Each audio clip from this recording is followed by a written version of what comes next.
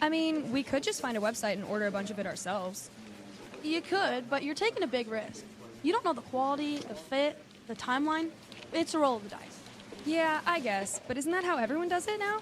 Not the ones who actually care about how their brand looks. Look, if we're putting our name on it, it needs to be done right. We need SM Athletics. SM Athletics? Yeah, they specialize in working with businesses like ours.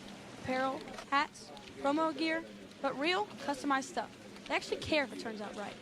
Probably a lot better than getting stuck with 100 t-shirts with crooked logos. Exactly. Plus, they'll walk you through everything. Sizing, colors, material, so it matches the image we're trying to build. Makes sense. What's the name again?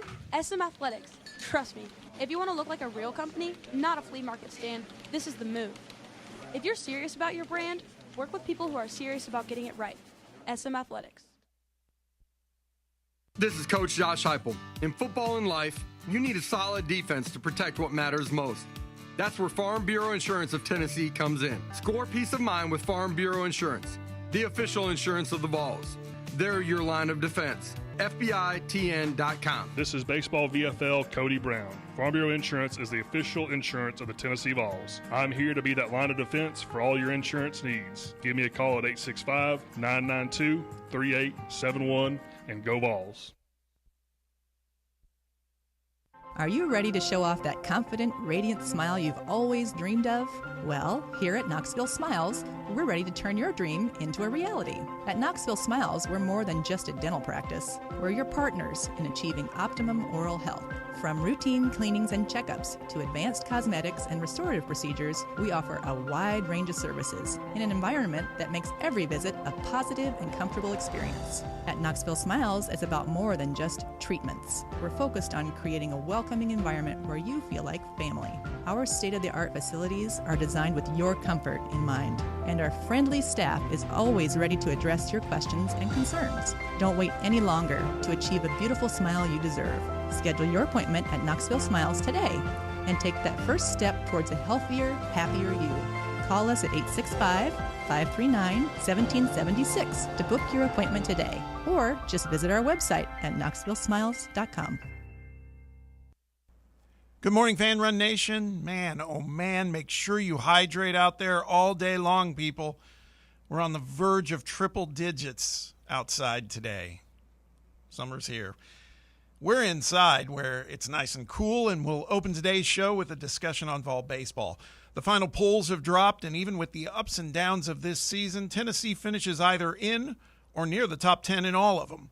We'll also talk about another mass exodus of Vol pitchers to the portal. Now, mostly inconsequential guys, but we'll discuss what we think is the reason for all this movement. Then we'll preview tomorrow night's NBA draft, which is of interest to us because for the fifth straight year, a Vol will go in one of the first two rounds. We'll get the perspective on Chaz Lanier's projected landing spot along with other draft action when we're joined by Kevin Sweeney of SI.com and Field of 68 in Hour 1. Also today, we start the pivot to football coverage all day, every day. And we'll start with a breakdown of the schedules of each SEC team heading as we close in on media days in July. We'll take a 30,000-foot view of what those win-loss records may look like for all of the conference teams. We're going to start at the bottom. On tap today, ring that cowbell. We'll preview Mississippi State.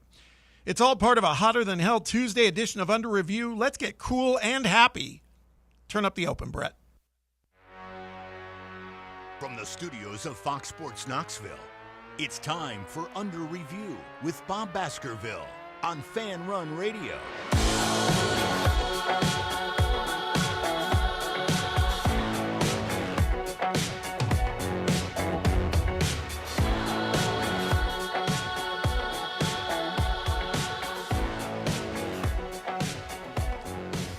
Welcome, welcome, welcome. It is Tuesday.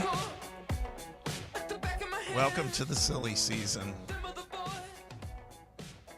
Not a lot of sports, unless you are a hardcore baseball fan or a WNBA fan.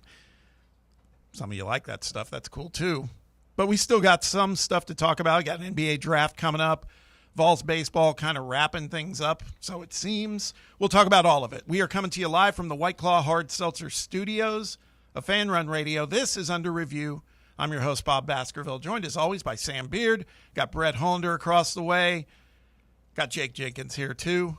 And you, the listener, appreciate you spending time with us however you choose to do it, whether that's live on the radio dial, AM 1340 or FM 105.7, live stream on your laptop or desktop via fanrunradio.com, streaming live on your mobile device using that free Fan Run Radio app, checking us out as a podcast later. That's all good.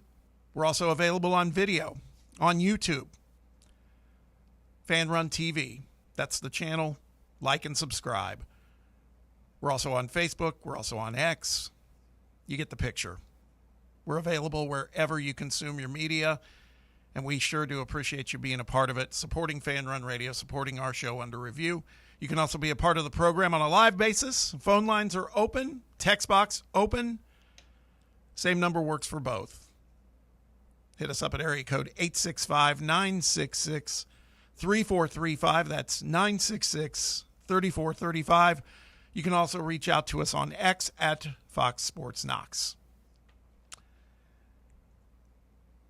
Boys, 69 days away from football. I remember last summer we started this countdown right about now, because last season the College World Series was a little more meaningful for the Vols, obviously winning it all. But we hit this line in the sand where that season ended. Maybe enjoyed the afterglow of that title a few more days, but then you have to dive headlong into the other stuff. And for sure, once the NBA draft happens tomorrow night, then we are full steam ahead on football. We're going to get a little taste of that going today. So let's get to it, but say hello to the rest of the gang first. Sam, how are you? I'm doing pretty good. Yeah, it was easy last season to just be able to ride the high off of a national title and feel those emotions for, probably a little longer than you expect type of thing. That was probably going all the way into like July, it felt like, but I'm excited. I'm excited to officially turn my college football brain on. I kind of go by the seasons. It's tough when you get the college football and college basketball overlap, and your football and your basketball brain are mashing against each other. But now, off season, baseball's done. I've turned off my baseball brain for, I guess after the first segment when we'll talk some Vols baseball. But other than that, I'm ready to get going on football because, I think this weather that we've had the last few days just kind of smells like football in the air a little bit. There you go. Yeah, and like I said, we're going to start – it's going to be kind of a two-stage thing because, after the 4th of July, some of us will be taking a little time off, and then we'll come back, and it'll be SEC Media Days. And, boy, once that happens, then you turn the page, and it is hardcore. We'll be going just the entire show each day, drilling down on it. Leading up to that, though, the first phase is we'll start taking a look at just broad view of some of these SEC teams in terms of their schedule. Of course, they repeat the schedules from last year, and for some teams that ain't going to be pretty. And we'll start at the bottom. We'll start that today. We'll do a team or two each day leading up to when we hit the break going into, coming out of 4th of July, et cetera, and then going into SEC Media Days. And then we can, once we learn more from Media Days, we can dive a little deeper on that amongst all the other conferences too. So, yeah, I agree, Sam. It's just starting to take shape, but I'm looking forward to it for sure. For sure. Ready to get my hands on some Phil Steele. I know, right? When does that come out? I think it's a matter of days. Got to be, right? I always love it when I go to July 4th. Yeah, when I go to Barnes. How American. Barnes and Noble, you go in there, and the way they never shelve them because they know they get taken quickly. Yeah. They just drop the stacks of them on the floor. Yeah, right in the middle of the store. Get to it. Hey, college football fans don't care about presentation. They just want the meat and potatoes. I do not love the price, but when I go and get it, there's something special when you're holding it, going, okay, man, got the Bible now. We're ready for the season.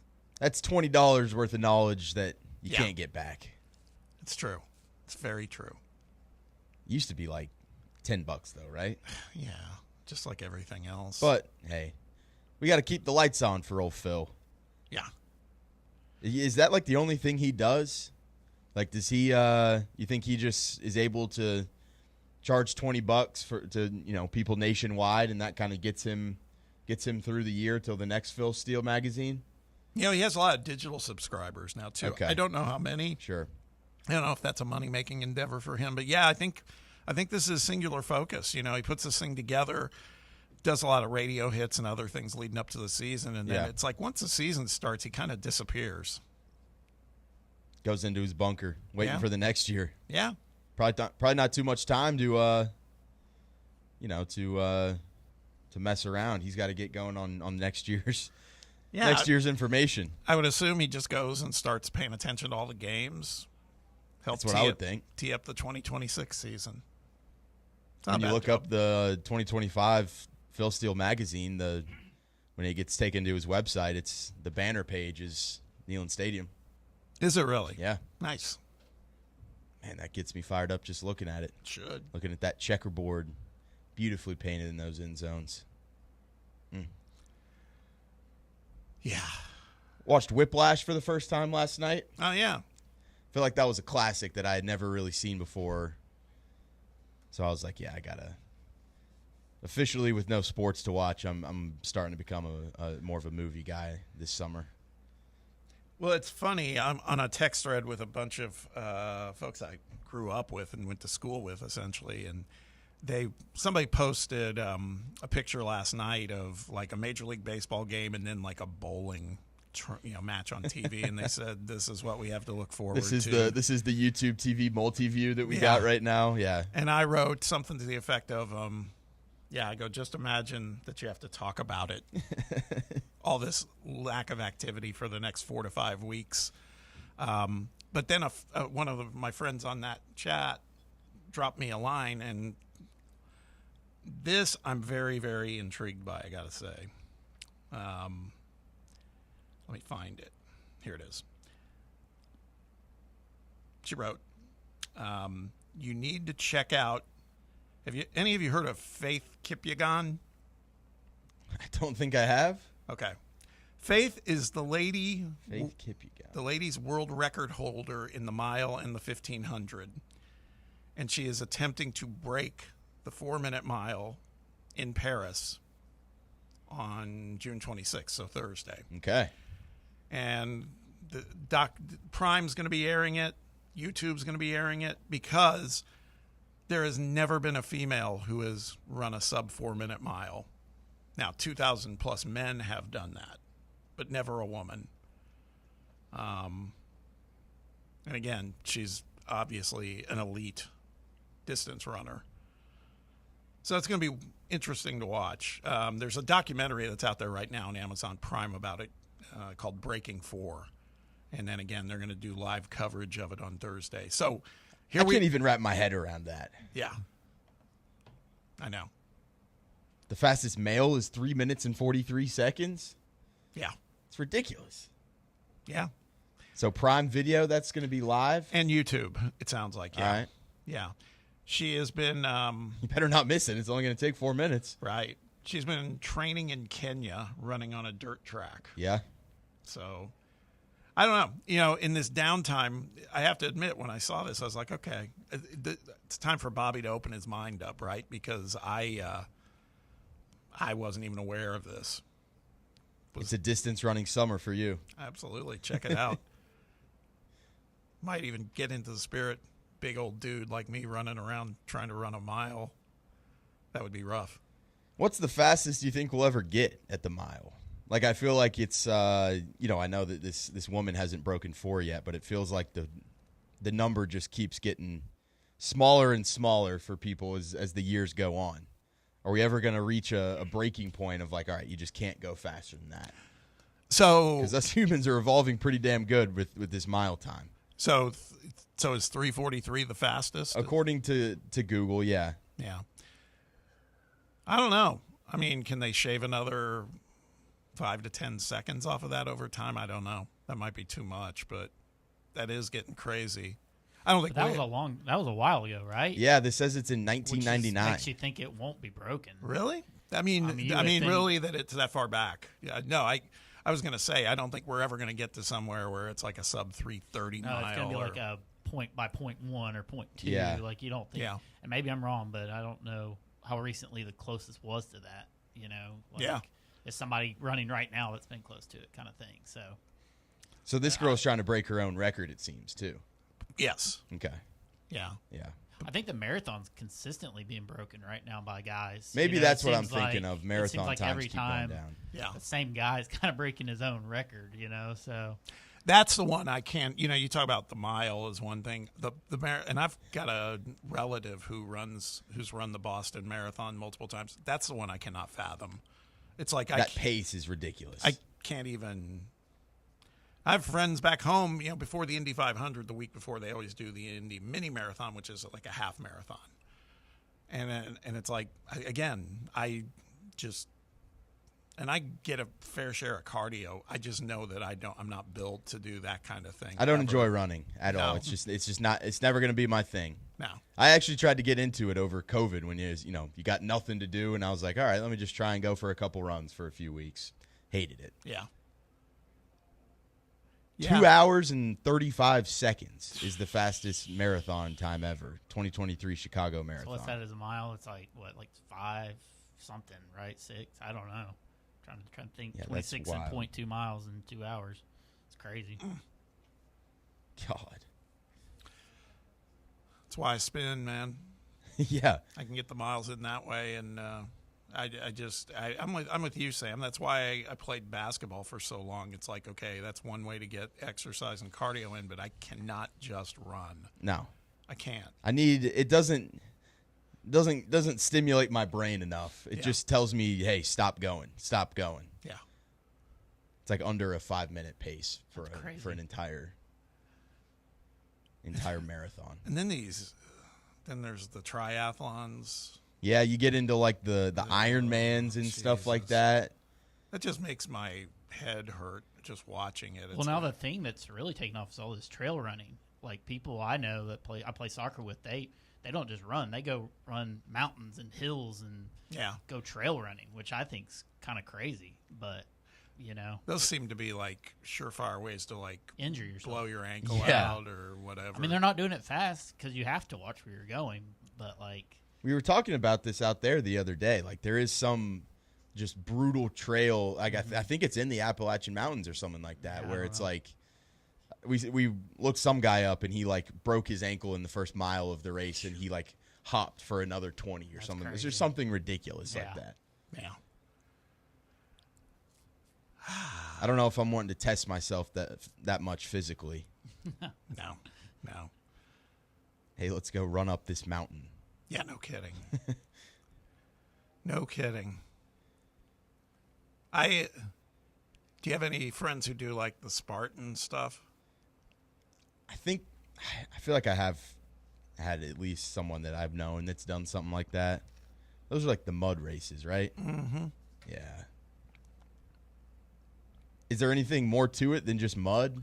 Well, they do all sorts of, I guess you would call it like obstacle course stuff too. Okay, where, so you're like running up. You're doing that stuff. Plus you're doing these, where you have to climb walls. Yeah, I'm watching a little video here. Crawling under like barbed wire with mud all over you. Yeah. No, I don't think I'm going to find myself in a Spartan race. No. Should that be Tim's fantasy football punishment for Good Lord. for not eating the hot dogs yet? Poor bastard. That would not be good. Let's say hello to the rest of the gang real quick because we got to hit a break. We got a guest joining us here shortly. Brett, how are things? Doing good, yeah. Just tried to survive the heat yesterday. I was out in bad. a good bit, and so yeah, it was terrible. It doesn't matter. It doesn't feel like I drink enough water, and I drink a lot of water. It still didn't feel like enough. Yeah. So I just tried to get inside when I could and things like that. But yeah. It was a brutal day, but yeah. Relaxing evening though, so didn't do a whole lot. Good stuff. Jake Jenkins, how are you, my friend? Doing good, as usual, surviving the heat. Yes. Not a fan. Finally get to move downstairs today. Pretty excited about that. There you Been go. working on that. Packing up stuff last night, and so once I get out of here today, we're going to go move some furniture around. There we go. Yeah. We should do the show from his new pad. Yeah, live remote. Yeah. Come on over, yeah.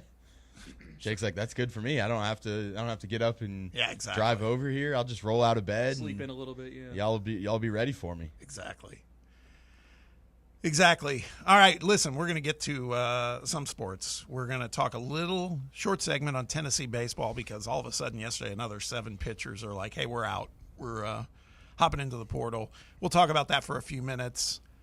Also, some polls came out that wrapped up the season for Vol baseball. Actually, all things considered, it's a pretty good season. Frustrating as it may be, it's tough after you're coming off winning a College World Series. The repeat performance aspect of it did not happen, but still a pretty good year. We'll talk about all that, and then, again, we're going to take a draft preview for the NBA draft, which is of importance to us because of Chaz Lanier and where he's going to net out. But there's a lot of moving parts to this draft all of a sudden, too. So Kevin Sweeney, friend of the show from Sports Illustrated, SI.com, and Field of 68 will join us here shortly, too, to talk about that. So a lot coming up. Stick around. We'll be right back with Tennessee baseball. You're listening to Under Review on Fan Run Radio.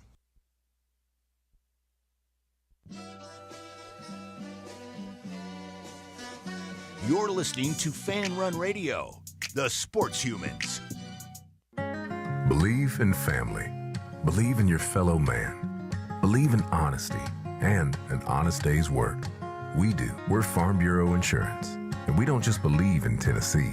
We believe in Tennesseans. Farm Bureau Insurance, Tennessee's insurance company. This is Baseball VFL Cody Brown. Farm Bureau Insurance is the official insurance for Tennesseans. Believe in me for all of your insurance needs. Give me a call at 865-992-3871. A brand built in Tennessee and born from the love of the game.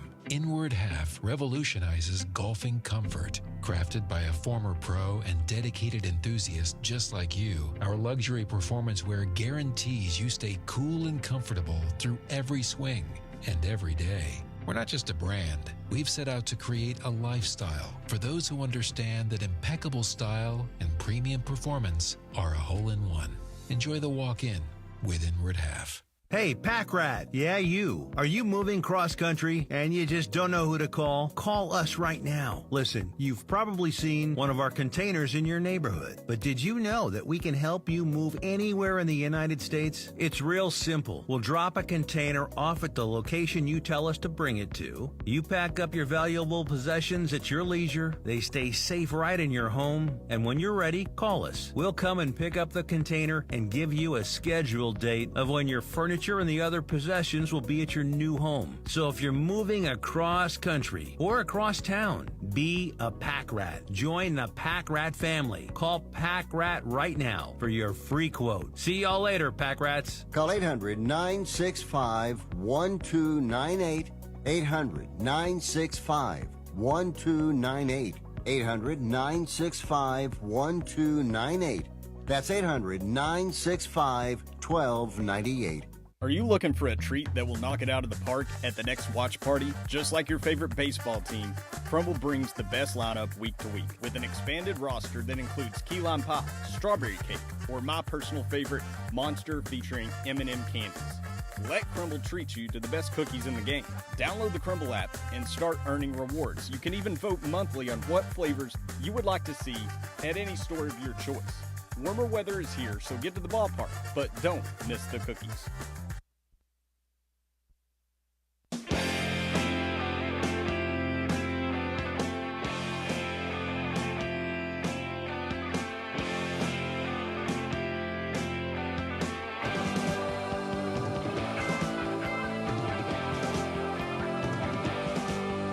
Welcome back. Talk a little Vol baseball. Topic A today. Tennessee pitchers. All of a sudden, Sam, we're losing more of them. 7 of them entered the portal yesterday.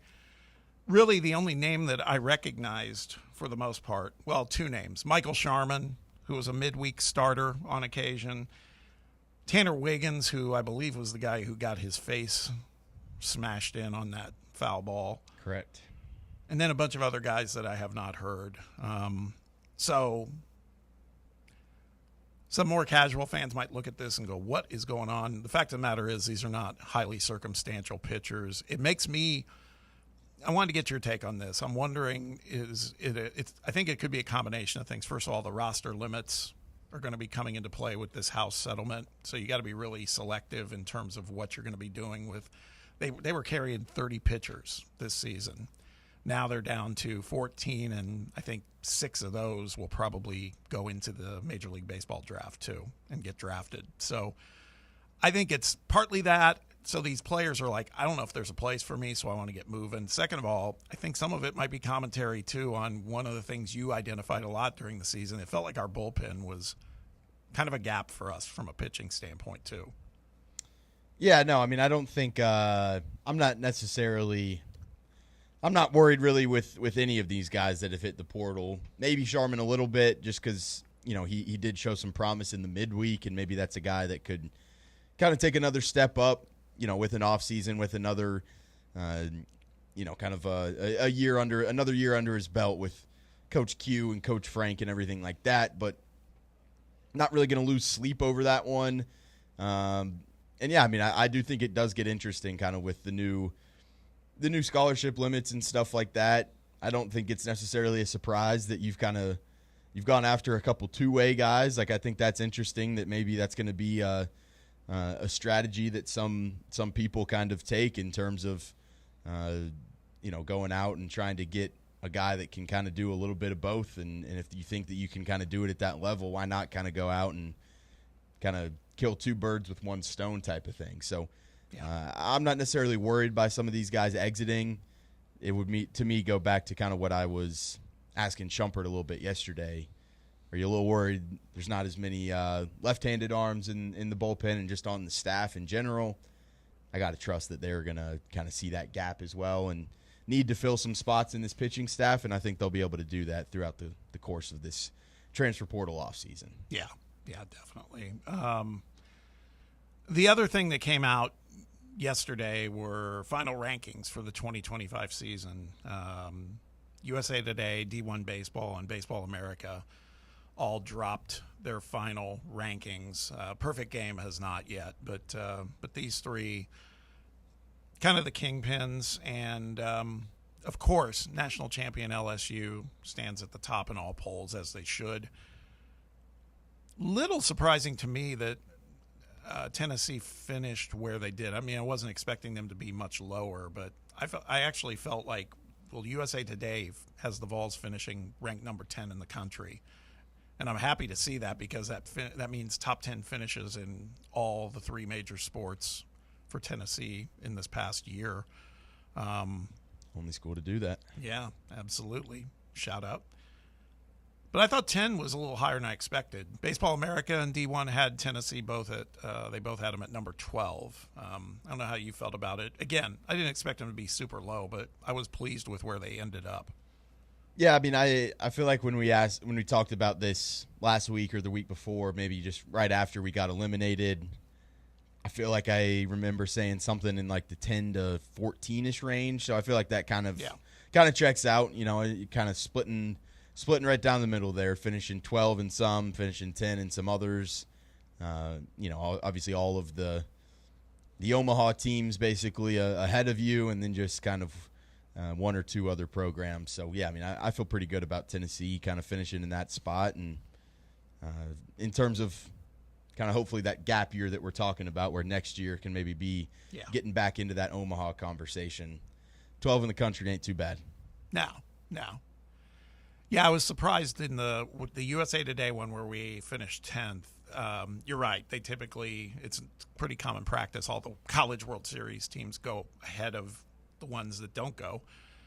They had us one spot ahead of Murray State, which kind of surprised me. But, hey, I'll take it. That's fine. Just to go back on pitching real quick. Yes. So is Arvidsson gone? I'm barely seeing him in the top 300. Like, give him another year as a Friday starter. Like, why isn't he not be a top 50 prospect coming back next year? I'm kind of bracing myself. He's a redshirt sophomore, so he's drafted eligible. But I haven't heard. Like, we're talking about all these guys that are leaving, but I haven't seen like a goodbye to Tennessee fans like typically guys do. Like, I'm feeling are we considering Arvidsson as a starter in this rotation next year as of right now? He's part of that 6 that I'm working with the assumption he's not coming back. Okay. And but I'd like to be surprised. Let's put it that way. I know he had a great end of the season, but that was like what, 3, 4, 5 maybe. Like he did struggle early on. So I don't know. I'm just asking the question. I just haven't heard anything definitively on him. No, I don't think anybody has. And I agree. I think he could be a really meaningful piece of that pitching rotation if he's stuck around. I think we'll just see, have to see what happens. But, yeah, he's not projecting that high. Yeah. I was maybe kidding myself. I was a little hopeful AJ might come back. Again, he's another one we haven't. Yeah. And he's way higher up than exactly what Arvidsson is. I think he's going to go. Yeah. So and he's older. Yeah. But I don't know. It's going to be interesting to see for sure. But, yeah, it is weird just seeing so much movement. But I think there's a lot of contributing forces to that. If you throw him back in the mix, my goodness. Yeah. I mean, that's your lefty you're talking about, and a guy that eats up innings, strikeouts, man. For sure. All right, let's hit a break. When we return, we're going to pivot over to the NBA draft, which is happening tomorrow night. We have some interest in that. One of our guys is going to go. It appears pretty high in the second round. Just where yet, we're not entirely sure. This guy may have some thoughts on it. It's Kevin Sweeney from SI.com and Field of 68. He'll be joining us. He just put out a mock for SportsIllustrated.com on the draft at large. We'll talk about all of that with him on the other side. Stick around. It's under review on Fan Run Radio. Rickard Ridge Barbecue, located in beautiful Cove Lake State Park. Rickard Ridge is home of the best ribs in the Volunteer State. Smoked daily by Pitmaster Mark Rickard. The barbecue at Rickard Ridge is mouth-watering, fall-off-the-bone delicious. Take the scenic drive up I-75 to exit 134. For directions and to look at the rest of the menu, visit Rickard Ridge online at rickardridgebbq.com. A brand built in Tennessee and born from the love of the game. Inward Half revolutionizes golfing comfort. Crafted by a former pro and dedicated enthusiast just like you, our luxury performance wear guarantees you stay cool and comfortable through every swing and every day. We're not just a brand. We've set out to create a lifestyle for those who understand that impeccable style and premium performance are a hole-in-one. Enjoy the walk-in with Inward Half. Located in Knoxville's historic Old City, Barley's offers great food, live music, the best draft beer selection in town, and now your new favorite place to watch sports. Their indoor projector is perfect for any weather, and they've revamped their upstairs area with more TVs to take in all of the action. Their menu features hand-battered chicken tenders, juicy burgers, fresh salads, and the tastiest pizza in Knoxville. You can enjoy their happy hour drink specials daily from open until 6 p.m. Barley's Tap Room and Pizzeria. Is your smile ready for the spotlight? Hi, I'm Dr. Jacob Wilco, and at Knoxville Smiles, we make every visit a reason to smile. From routine cleanings to dazzling cosmetic treatments, our experienced team uses the latest technology to keep your teeth healthy and your smile bright. With a warm, welcoming atmosphere and personalized care, we're here to make sure you leave feeling your best. Don't wait. Your perfect smile is just a call away. Book your appointment today at 865-539-1776 or online at KnoxvilleSmiles.com. Smile brighter with Knoxville Smiles.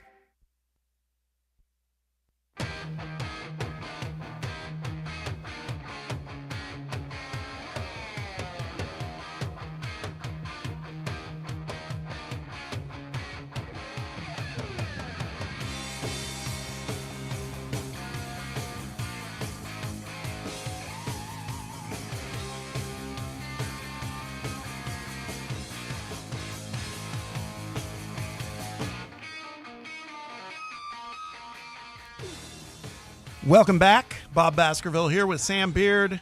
Let's talk a little NBA draft. The NBA season just wrapped up on Sunday night. Unceremoniously, if you were a Indiana native and Pacer fan like myself, but I digress. Now we keep moving. We go on to the NBA draft, and it is just merely one day away. It happens tomorrow night. And there's a lot of interest, I would say, here in Vol Nation when it comes to this NBA draft because it's yet another season that a Tennessee player's name is likely going to get called probably in the second round, it appears. Let's get a take on that from the outside as well as some of the moving parts with the draft, too. We're fortunate to be joined by a gentleman who's joined us before, does a great job covering college basketball, NBA draft, you name it, for SINow.com, as well as Field at 68. It's Kevin Sweeney. Kevin, thanks for joining us, man. How are you? I'm good, man. Appreciate you having me. Yeah, you bet. First of all, before we get to the Tennessee angle on this, we obviously, it seems like foregone conclusion. I saw your mock, Cooper Flagg, Dylan Harper, those guys, that's kind of a given. I also saw you had some comments when it comes to Ace Bailey because he's been a very, very hot topic. And I think your byline was kind of like, hey, man, just be careful. Don't overthink it. Kind of a message to NBA teams. Expand on that a little bit. Yeah, look, I've been fortunate enough to watch Ace over really the last year. Seen him in a number of contexts. Watched him practice in early September when Rutgers was first, kind of putting in their offensive defense, and saw him up all the way up to his last college game at the Big Ten tournament. And yes, there are some ups and downs with him. Yes, there's some immaturity. I think that comes off both on film and also in the meeting room as teams try to get to know him a little bit better. But at the same time, the talent offensively is just, elite. I mean, he is a very, very dynamic scorer, elite shooting touch. I think sometimes his percentages don't look great because he takes so many tough ones right now. But he is a dynamic shooter. I mean, I was at the game he had at Northwestern where he had 37 points and took 10 dribbles to do it. Like he is absolutely game-changing with his shot-making ability when he's hot. And you also have to remember he's very young for his class. I mean, he's still 18. There are guys who are freshmen getting drafted who will be 20 by the time the NBA season starts. He won't turn 19 even until this fall. So I think his best basketball is ahead of him. And yeah, I think you can quibble 3 versus 4 on the board. But if I were an NBA team and he gets past 4, I'm doing whatever I can to move up and get him. You talk about the age there, and I know that's always such a big factor kind of when you get into this stuff. Talk about a guy like Jeremiah Fears, because I feel like looking through mock drafts from all the different people that are rolling them out, I feel like Fears is a guy whose draft stock is a little bit volatile in terms of maybe just people's certain belief on them. His age, obviously a guy that is still super young, can definitely blossom into the talent that he's shown on this stage, but still like a little bit smaller and stuff like that, and maybe some people just have some questions about what he can do at that NBA level. What do you kind of feel like is maybe like a floor and ceiling for a guy like that? Yeah, so I have a big feature on Jeremiah coming out tomorrow at SI, so everybody can stay tuned for that. But look, I think the thing with Jeremiah is it's really hard for small guards at the next level unless they can become, the offensive engine for a team, right? Like if you're the best player or one of the best players, then yeah, that's awesome. But if not, it's really hard to kind of carve out that role. And so I think that's why you see some volatility in terms of the belief in him from front offices. I do think he'll go very high, potentially as early as 5 to Utah. And I think his floor is probably 8 to Brooklyn unless there's some significant trades in the top 10, which I won't rule out. He's just a guy that I have a hard time not believing in. He's someone that really at every level has been the smaller, been the younger guy, and it's never mattered, right? He goes into college. His oldest teammate at Oklahoma this year was 7 years and 3 weeks older than him, and he was the best player by leaps and bounds and dominated and took them to the NCAA tournament. He was playing up in AAU. He reclassed up to go to college early. This is someone that for years has been all right. Now the size and the youth is going to catch up to him, and it never has. I'm not sure why it will in the NBA. Keeping it on an SEC slant, it seems like a guy who has made some movement in most mocks, yours included, and he was always highly regarded, but it feels like there's some rise going into the draft. And we're not surprised here in Knoxville because we've seen him play firsthand, is Trey Johnson with Texas. And Sam and I have been big fans of his game. It feels like that's a kid who just, when you just look at the form and just all the other intangibles, it feels like he's kind of ready-made for the NBA. You've got him at number 4 going to Charlotte. How do you feel? Obviously, you feel good about Trey, but you want to elaborate on him a little bit? Yeah, I just think he's an elite-level shooter. Maybe he hits the scoring ceiling and he's a 20-plus per game guy, but if nothing else, he has good size at 6'5" with long arms and the ability to make shots at a really high level. To shoot 40% from three as a freshman in college is really hard to do. To do it with the shot diet that he took, lots of contested stuff, some off the dribble threes, et cetera. Like that is really, really difficult, especially for a young guy. And I think it says a lot about what his floor is as much as it does his ceiling. And so, I think you'll hear him at 4 potentially to Charlotte. Him and Con Knueppel seem somewhat wrestled for that spot, assuming it's not traded. I think certainly you'll hear him in probably the first 8 or 9 picks at worst. He's a really fun guy to watch when he's clicking. I think teams want to see a little bit more maturity, see his game kind of continue to develop outside of the shot making. But that is the most important skill in basketball, and he's pretty darn good at it. You're talking about Con Knueppel there, and I've seen a lot of stuff about him kind of going to number 4 with Charlotte there, with them kind of needing a shooter on that team.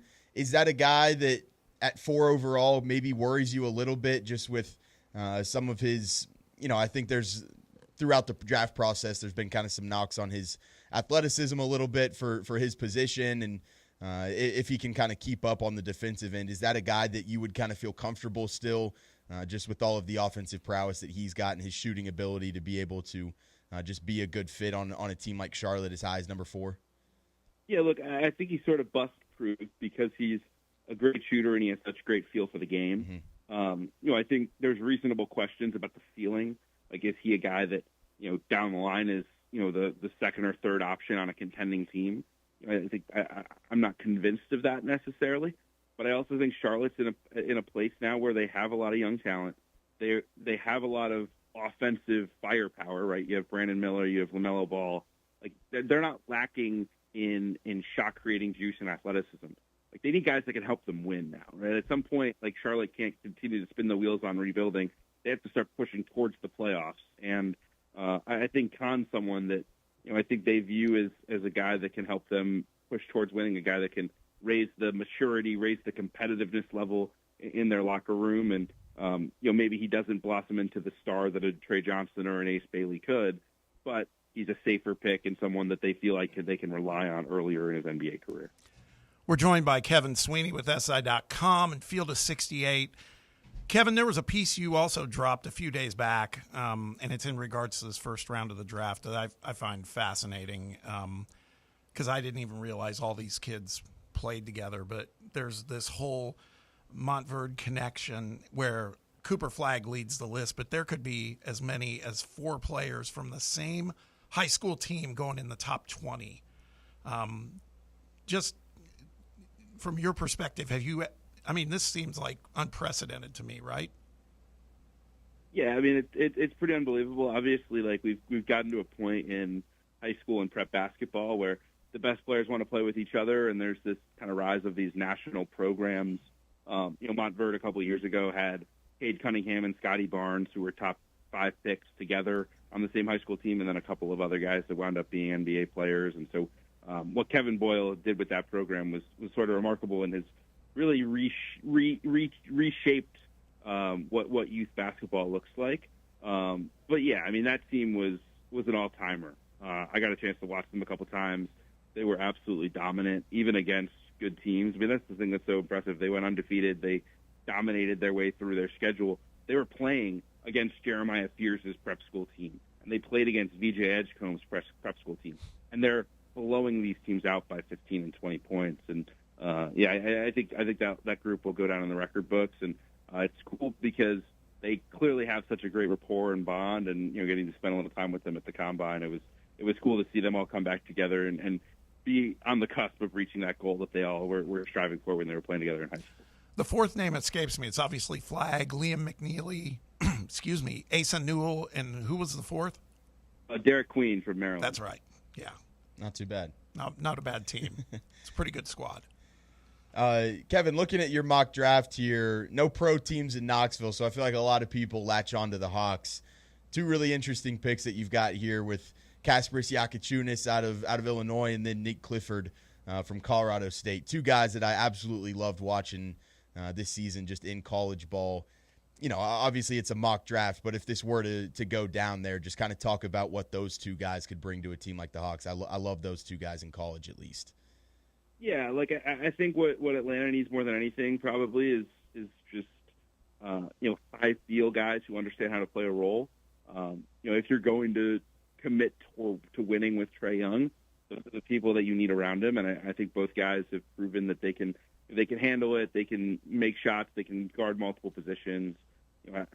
I think Kasparis would be a good kind of marriage of the long and short term timelines of let's see if he can help Trae, and maybe long term he becomes the point guard of the future if Atlanta moves off of Trae. I know the front court is a need, and we'll see if they can get one of the guys they really like at 13. So if someone like Noah Essengay from France is on the board, maybe that's someone that they could target at 13. Colin Murray-Boyles from South Carolina as well. Some of the centers like Thomas Sorber. But I do think if you're a team like Atlanta that's sort of stuck in neutral a little bit and halfway between contending and rebuilding, you do have to kind of play best player available, and that's what I did with those two picks. Let's talk for a second about Cedric Coward, because I find this to be like one of the most absurd but fun stories that I've heard. This kid, played D3, committed to Duke, decided to go through the draft process, now projecting, mid-first round, could possibly be higher. I mean, again, this is another one. Have you come across one like this in your history, mocking up drafts, et cetera? Yeah, I mean, it's an absolutely remarkable story. To go from not just a Division III team, but like a really, really bad Division III team that I think was like 1-29 before he got there, and he comes in, he's great. He's about to quit basketball. He gets a opportunity to play in like a open gym run. The Eastern Washington coach happens to see him. Here's his story. He says, "I'll take you at Eastern Washington." He plays great there. He develops into a star. He follows that coach to Washington State. He gets hurt and now has an opportunity after really only 6 games of high-level basketball at Washington State now to be a potential top 20 pick. I do think there's risk involved in drafting him because he is still somewhat unproven. But, I mean, yeah, it's just a remarkable story, and it's particularly crazy because he has all the measurables. I mean, he's 6'6". He's got a 7-foot wingspan. He shoots the cover off the basketball. I mean, talk about a late bloomer, but it's rare you see a body like that wind up in Division III basketball. And for him to be on the cusp of potentially a lottery selection, or at worst, somewhere in the middle of the first round is pretty cool, and a guy that's pretty easy to root for.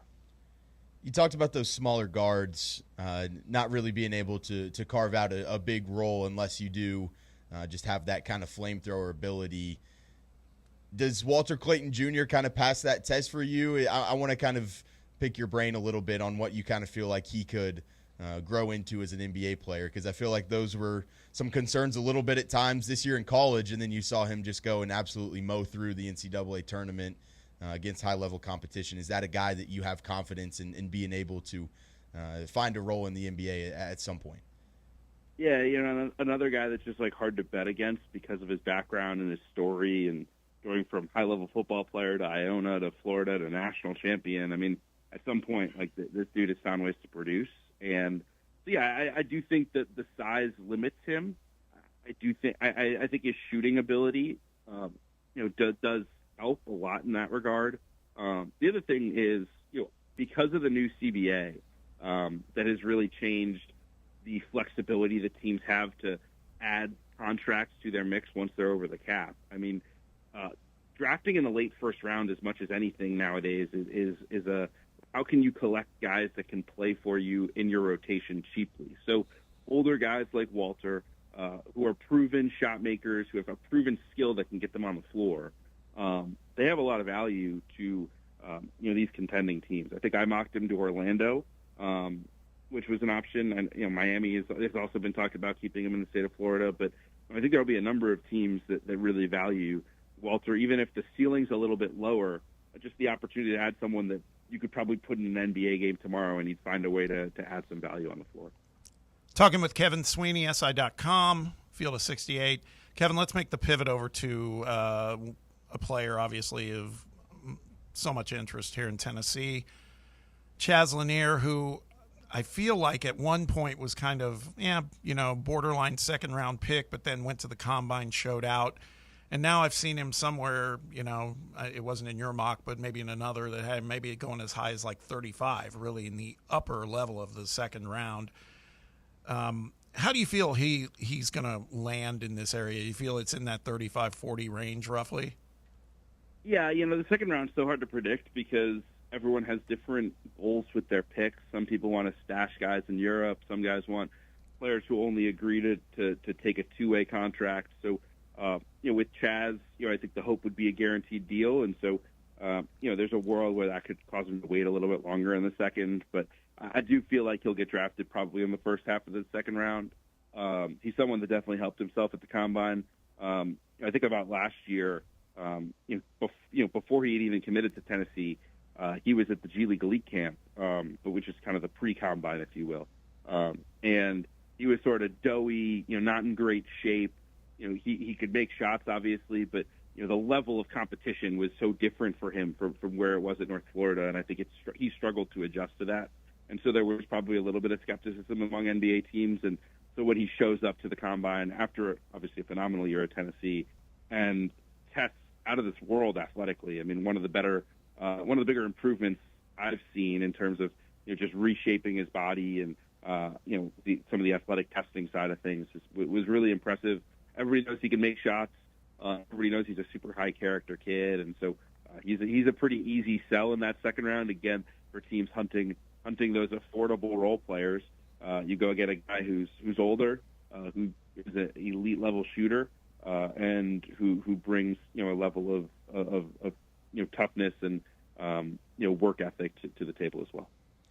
Has there been a player maybe outside of that lottery range to you that throughout this NBA draft process, just being around some of these guys and seeing what they've done at combines and workouts and stuff like that, is there a guy maybe outside of those lottery picks that you feel pretty confident in that's going to really be able to kind of turn into a great player and have a good career that maybe you look back a few years later and say, man, why was this guy not drafted higher?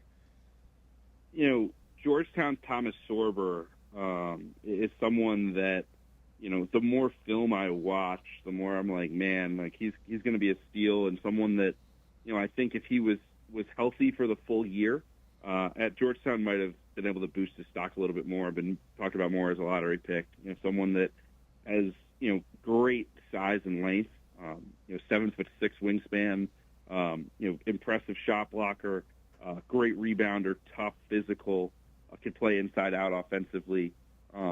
He's someone that I think, had he gone back to school, could have really boosted his stock. But, I think so much of drafting nowadays is sort of asset maximization and timing things right. And I think the team that drafts Thomas Sorber, whether it be in the teens or maybe the early 20s, is getting a guy that is clearly on an upward trajectory. Kevin, I got one more question for you, and we'll get you out of here early. Appreciate the time.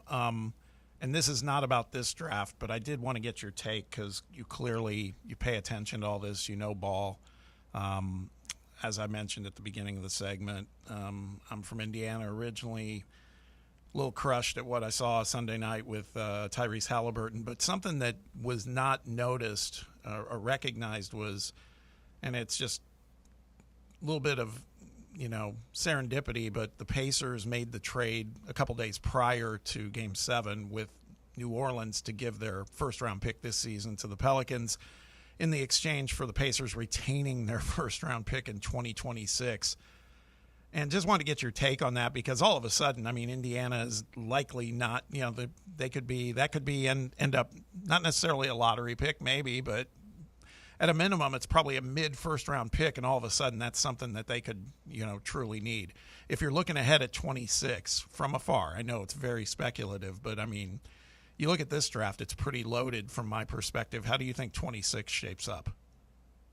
Yeah, number one, savvy move by the Pacers, I think even before the Halliburton injury, and right. Now, sort of luckily it becomes, in a horrible situation, it becomes a massive move. 26 draft, on paper, looks very strong, especially at the top.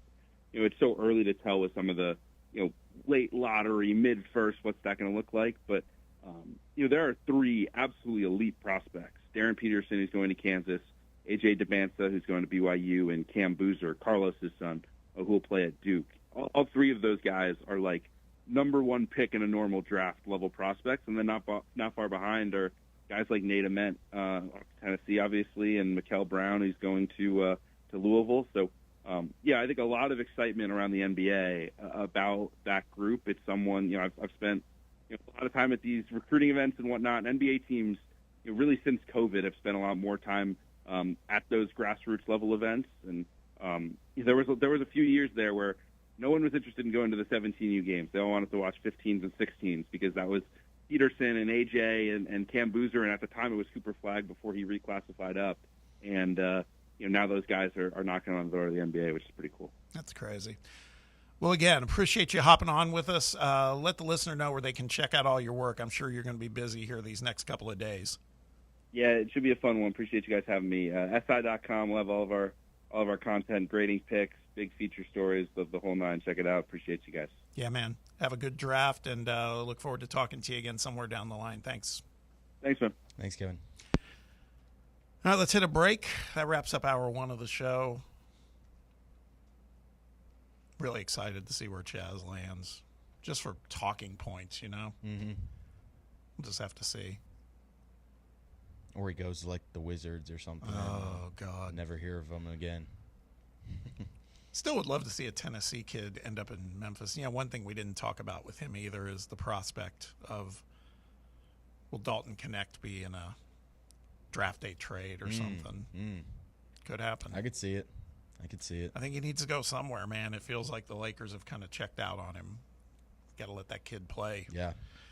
All right, that wraps up hour 1 of the show. When we return, we're going to start to make the pivot to football, college football.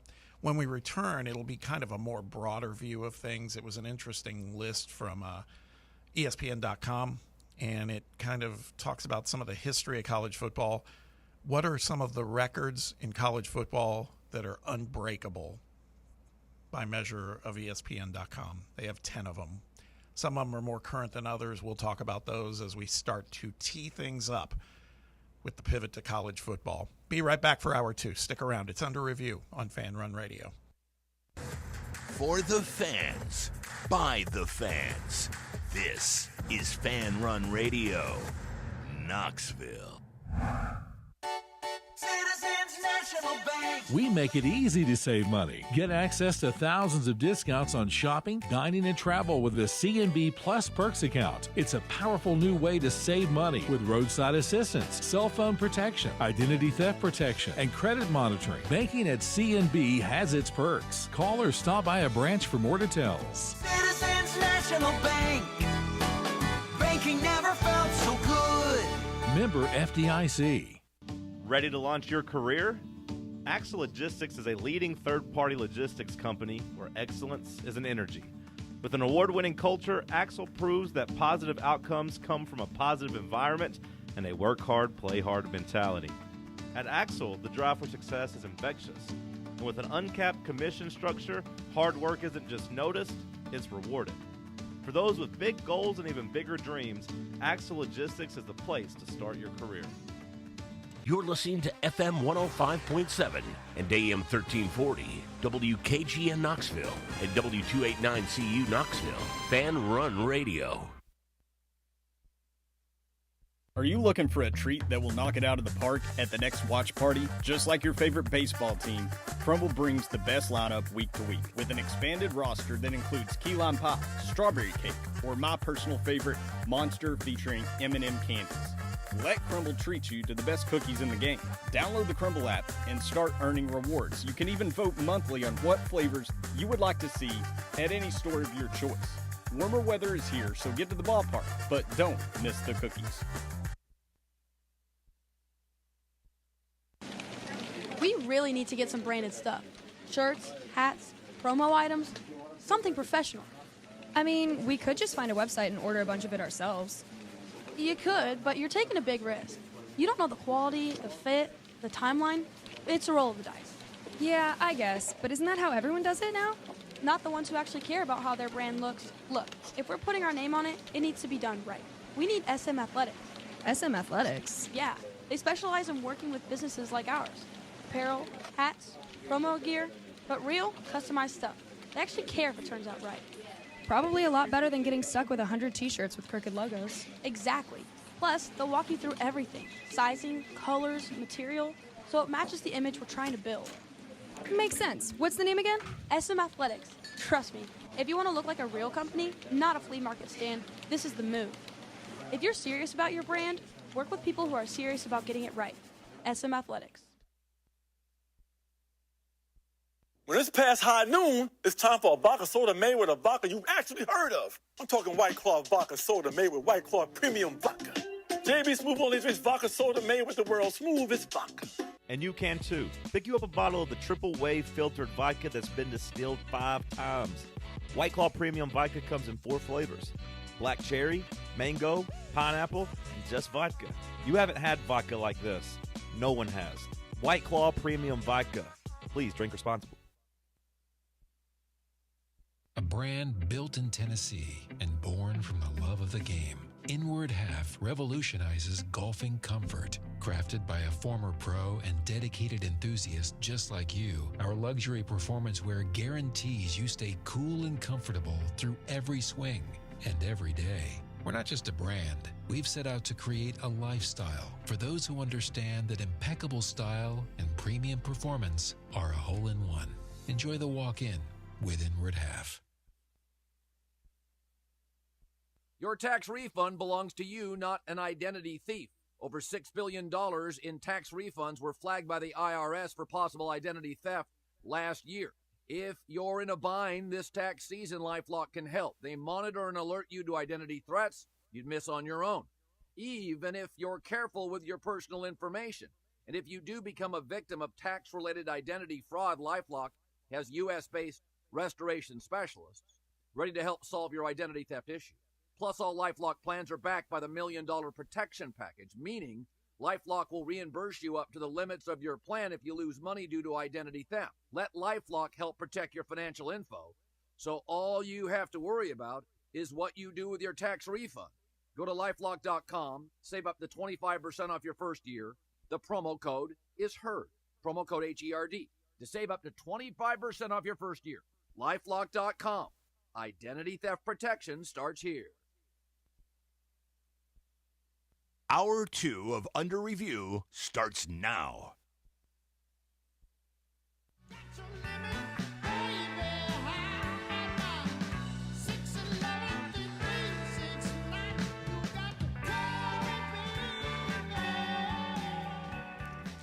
Welcome back to the White Claw Hard Seltzer Studios of Fox Sports Knoxville Fan Run Radio. It's Under Review. You got Bob and Sam and Brett and Jake all here on a Tuesday as we slowly make our transition from certain sports into the granddaddy of them all, football. Got a lot to talk about in the coming weeks. List season is upon us. And for a moment, while that bummed me out, I started looking at some of the stuff, and it's like, it's not bad, man. It's good to talk about this stuff. A lot of what-ifs, and that's what a preseason for college football typically is anyway, right? That's what our fandom takes us to. So we're going to start getting to it today. This first one is compliments of ESPN.com, and this came out a few days ago. Compliments of friend Chris Lowe, Tennessee ties, of course. He put together a list of college football's 10 most unbreakable records. As Lowe wrote, in every sport there are hollowed records, dubious records, and records that are seemingly unbreakable. While college football has evolved greatly over the years, there are some records and accomplishments that have stood the test of time, some good, some not so good. We've examined the past 75 years of college football, tracing back to the 1950 season, have ranked the 10 most unbreakable records in the sport, listing them in order of least likely to be topped.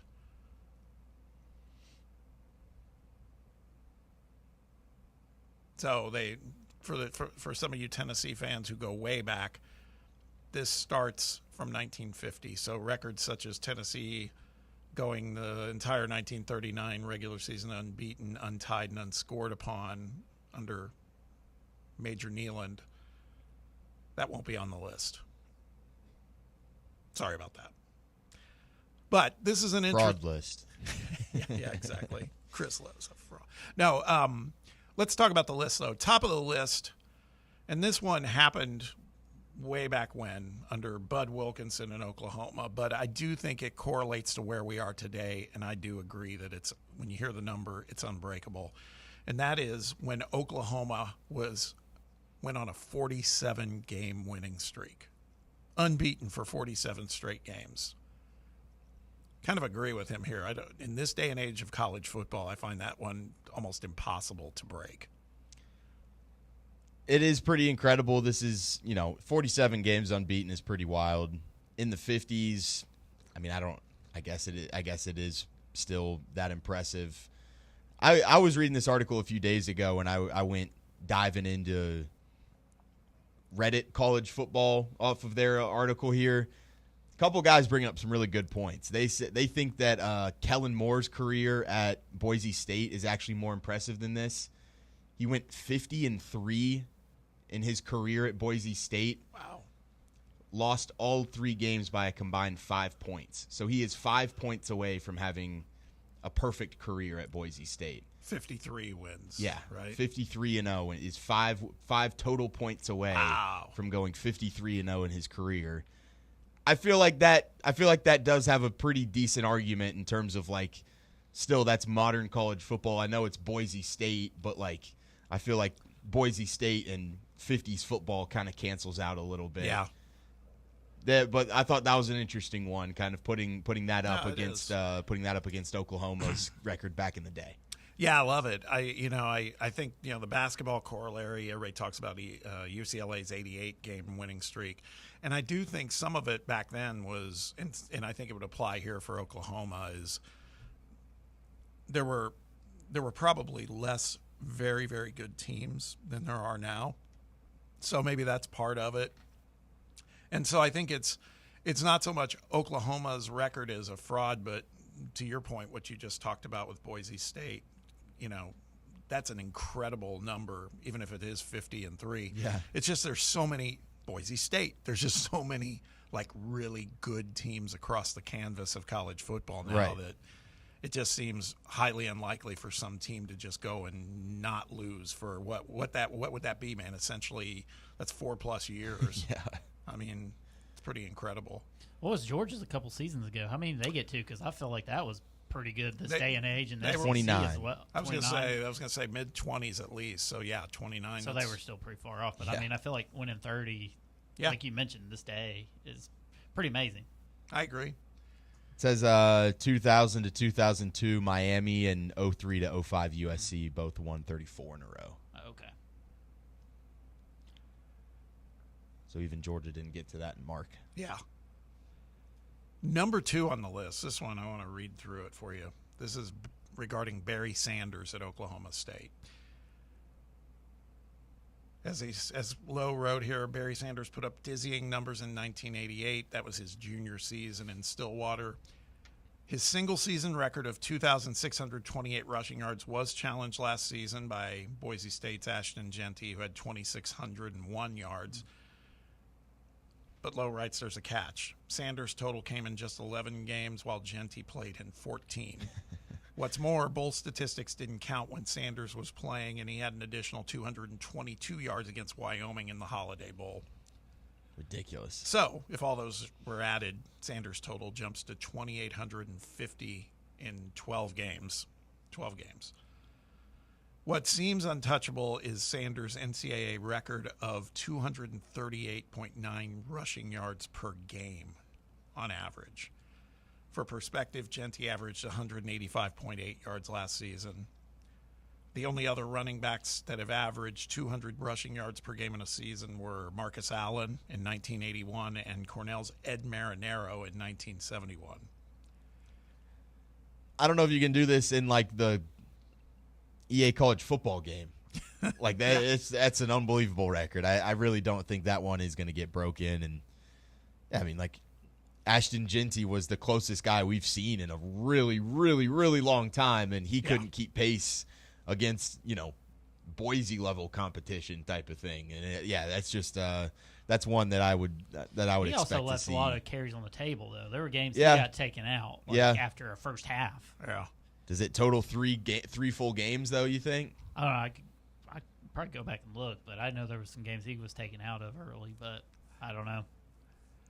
Sanders had 4 300-yard rushing games in 1988, and counting the bowl game, rushed for 43 touchdowns. Insane. That was.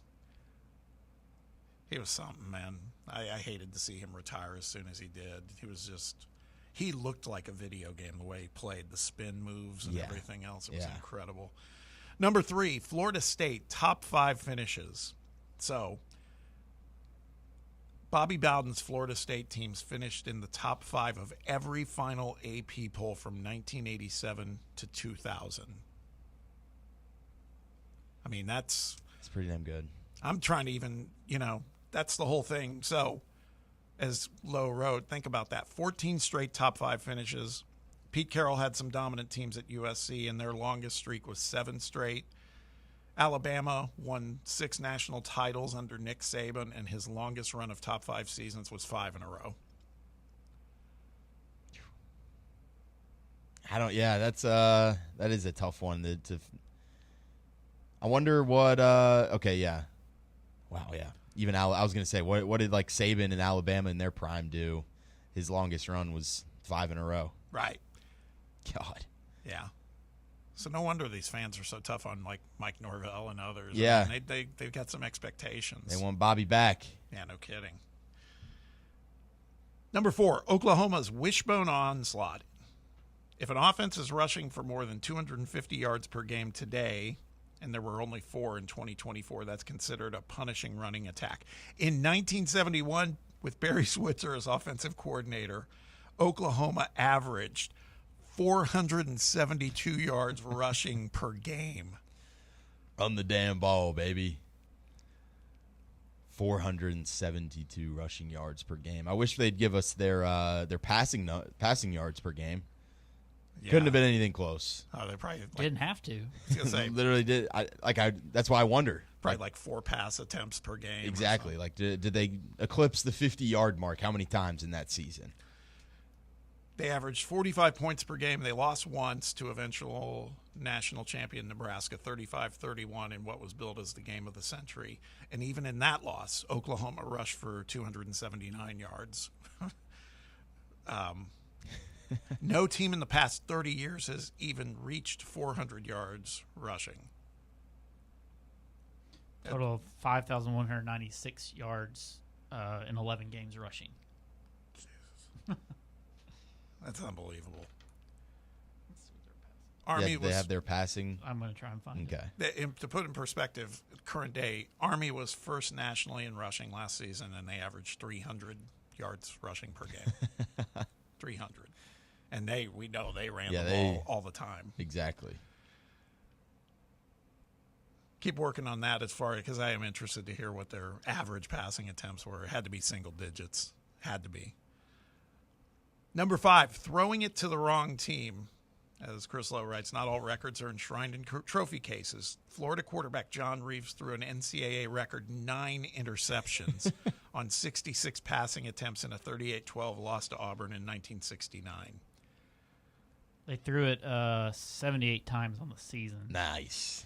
Ran it 760 times. 78 times. So that's like 7 or 8 pass attempts on average. Their main quarterback, he was 31 of 64. What a life that guy lived. 878 yards. Just snap the ball and take a couple steps back and hand it off. He ran it 193 times. Okay, so for he had 1,140 yards. Who was the quarterback, does it say? Jack Mildren. Yeah, okay. I mean, I remember the name. I wasn't watching Oklahoma that much then. Gosh, 760 Was times. Joe Washington on that team? Did you see that name? I don't see that name on here. Yeah. That's awesome. They don't even have a receiver. You know what that reminds me of? It's kind of like the whole theme of Remember the Titans, the movie. Did you ever see that? Yeah. I mean, wasn't that the whole deal? They just ran nonstop for the most part. The winning play was like a reverse. Yeah. Yeah. And Sunshine just blocking everybody. Yeah. I just remember Denzel Washington was saying, he said something like it was like, I don't know, like whatever. It was like Novocaine or something. It just numbs you. You just keep running at them. So, like I said, number 5 was throwing it to the wrong team. They pointed specifically to John Reeves. 9 interceptions. That does feel pretty untouchable. Most quarterbacks get pulled, right? I love that they just left him in for that, too. Yeah. I mean, I feel like even back in the day, you should have gotten pulled after at least 5. Yeah. That's great. Number 6, Derek Thomas sack parade. As we know, he was a generational pass rusher at Alabama.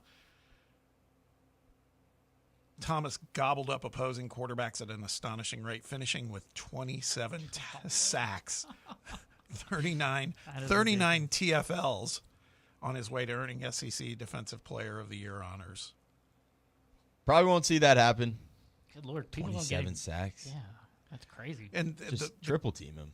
The great irony is at the time, sacks weren't an official NCAA statistic, meaning Arizona State's Terrell Suggs has the official sack record with 24 in 2002. That's still, yeah. That's unbelievable, man. Last season, the FBS sack leader was Marshall's Mike Green with 17. That won't get touched forever. No, that's outstanding. Number 7, hat trick for Antonio Perkins. This I do not remember. Perkins did the unfathomable in 2003 when he became the first player in NCAA history to score on 3 returns in a game, going 84, 74, and 65 yards. So these were all kick returns in Oklahoma's 59-24 rout of UCLA and Norman. So yes, the valid question is, why in the name of Boomer Sooner did the Bruins keep kicking to him? His final touchdown came with 2:39 left to play in the game.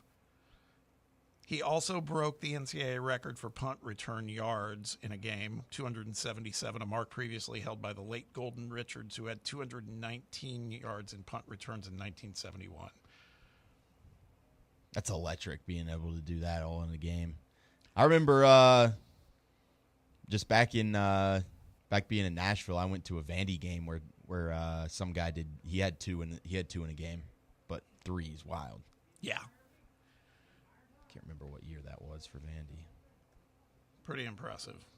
Number 8, Marcus Allen's amazing run. After coming to USC as a defensive back, I didn't know that, and playing some as a fullback early in his career, he did things in his senior year in 81 that even Sanders did not accomplish in his record-setting 1988 season. He rushed for more than 200 yards in 8 of 11 games and finished with 2,342 yards on his way to winning the Heisman. But what really jumps out is that Allen started the season with 5 straight 200-yard games, a streak that seems surreal 44 years later.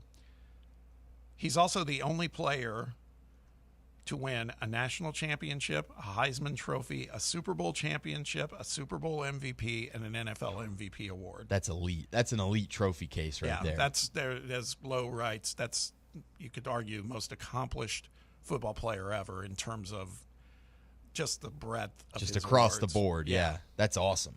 I didn't know that.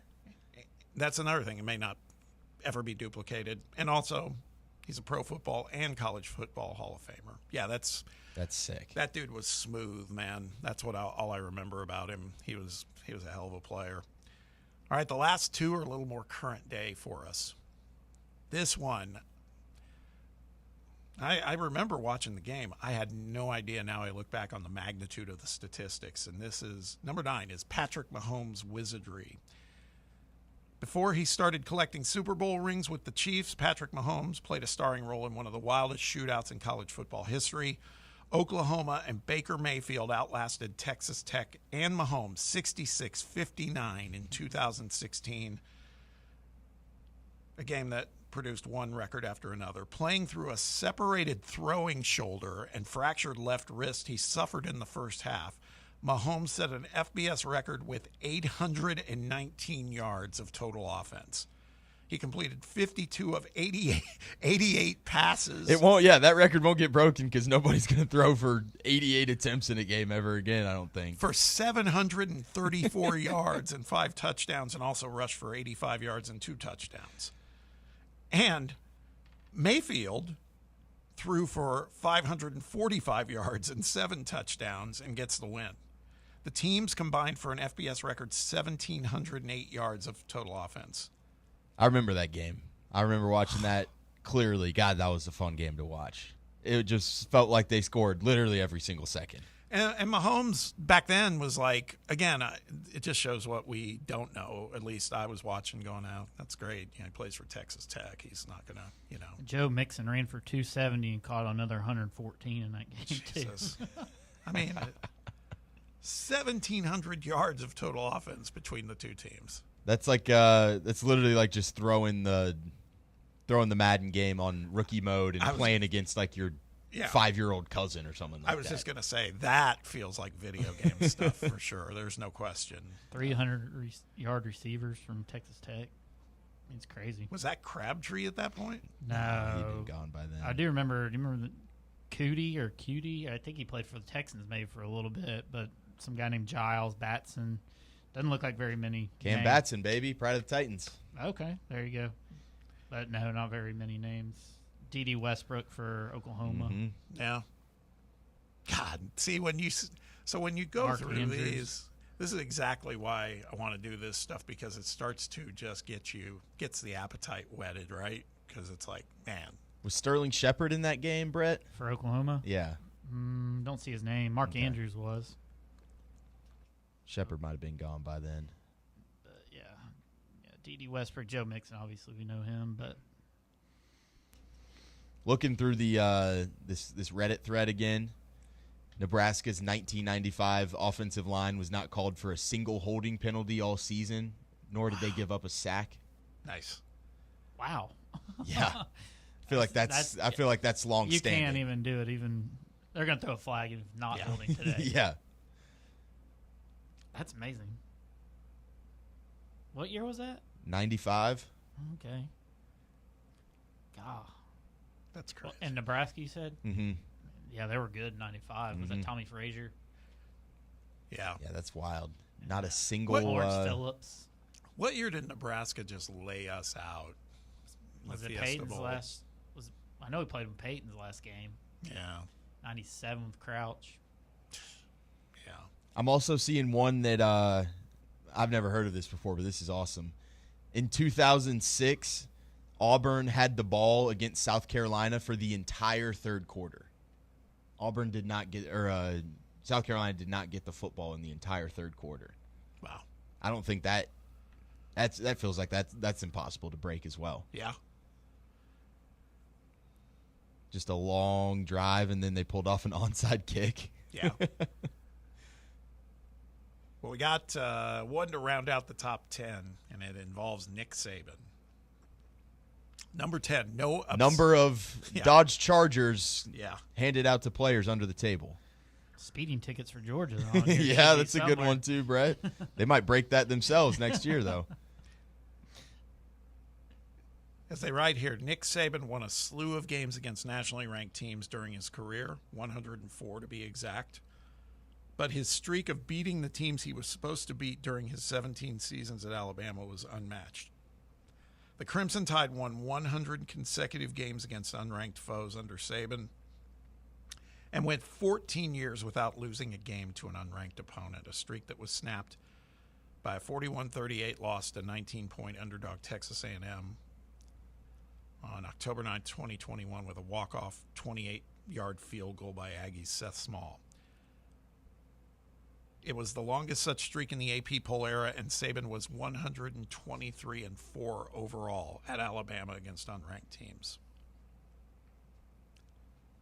It also marked the A&M loss also marked the first time that one of Saban's former assistants had beaten him. That was Jimbo Fisher. Before that, he had been 24-0 against his former assistants. Pretty damn good. Yeah. Pretty damn good. Just put a bow, just last couple of things that Chris Lowe wrote here. Now that we've ranked the top 10, he goes a couple of honorable and dishonorable mentions. Florida has scored in 461 straight games, the longest active streak and the longest in FBS history. Houston quarterback Andre Ware passed for 517 yards and 6 touchdowns, all in the first half. Nice. Before Nice. sitting out the rest of the game in a 95-21 battering of NCAA probation-beleaguered SMU in 1989 in the Astrodome. Houston finished the game with an NCAA record 1,021 yards of total offense. Can't beat that. No. Michigan's Mike Hart had 1,005 consecutive rushing attempts without losing a fumble. That's incredible. Nebraska has sold out every home game at Memorial Stadium dating back to November 3rd, 1962. It's pretty impressive. If only they could win for him. Yeah, no current kidding. day, obviously. I know they were good back in the day. Now, this is interesting. Alabama won a record 27 straight games against SEC opponents from 1976 to 1980. But we just talked about Georgia having more, right?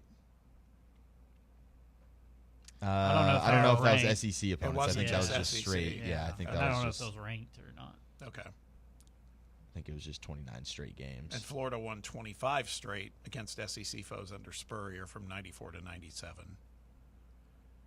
East Carolina's Dominic Davis completed 36 consecutive passes in 2011, completing his last 10 against Memphis and his first 26 the following week against Navy. That broke Aaron Rodgers' record of 26 in a row when Rodgers was at Cal.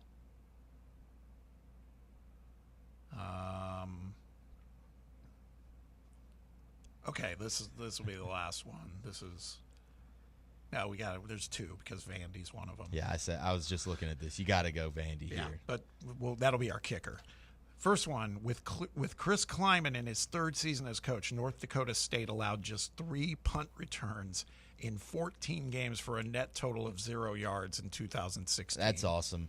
Special teams, baby. Yeah. Of North Dakota State's 61 punts that season, 37 were fair catches. And the last one, as Sam mentioned, Vanderbilt went the entire season in 1993 without a single touchdown pass. The last FBS team to do so. Their only win that season was a 12-7 thriller over Kentucky. My God. That's just crazy. 3 different quarterbacks played that season, and the Commodores attempted a total of 17 passes in their 4 wins. Their only SEC win was the win over Kentucky. They won 4 games. They ran an I-bone option offense that attempted 157 passes with no touchdowns and 13 interceptions. I think you got to be trying to not try and do have a passing touchdown. That's unbelievable. Man, I got to say, hats off to Chris Lowe. You're doing some digging here. This is some good stuff. I love it. When you start breaking it down. I agree. I would say, by and large, these do all feel kind of unbreakable to me. God, I hope we never have a season where we're not completing a touchdown pass in a season. Not with Josh Heupel around. It doesn't happen. But just another thing. Let's hope not. Another thing for Vandy lore, right? Yeah, that's a tough one. Yeah. That's just a tough one, man. You got to be trying really hard, I feel like. Yes. All right. That was a good one. We're going to continue on. We got another one. This will be more about strictly individual superlatives in the college football playoff era. Saturday Down South ranks the 12 best individual seasons. So that's really in, the last, how many college football playoff years have we had now? 10? 11? 11, I want to say, maybe? I think so. Yeah, I thought they just moved it to the expanded playoffs here on the 11th year of the playoffs. So this is going to be interesting. This will be a lot of modern day stuff. So we'll get to that when we return. Stick around. You're listening to Under Review on Fan Run Radio. Believe in family. Believe in your fellow man. Believe in honesty and an honest day's work. We do. We're Farm Bureau Insurance. And we don't just believe in Tennessee. We believe in Tennesseans. Farm Bureau Insurance. Tennessee's insurance company. This is Baseball VFL Cody Brown. Farm Bureau Insurance is the official insurance for Tennesseans. Believe in me for all of your insurance needs. Give me a call at 865-992-3871. A brand built in Tennessee and born from the love of the game. Inward Half revolutionizes golfing comfort. Crafted by a former pro and dedicated enthusiast just like you, our luxury performance wear guarantees you stay cool and comfortable through every swing and every day. We're not just a brand. We've set out to create a lifestyle for those who understand that impeccable style and premium performance are a hole-in-one.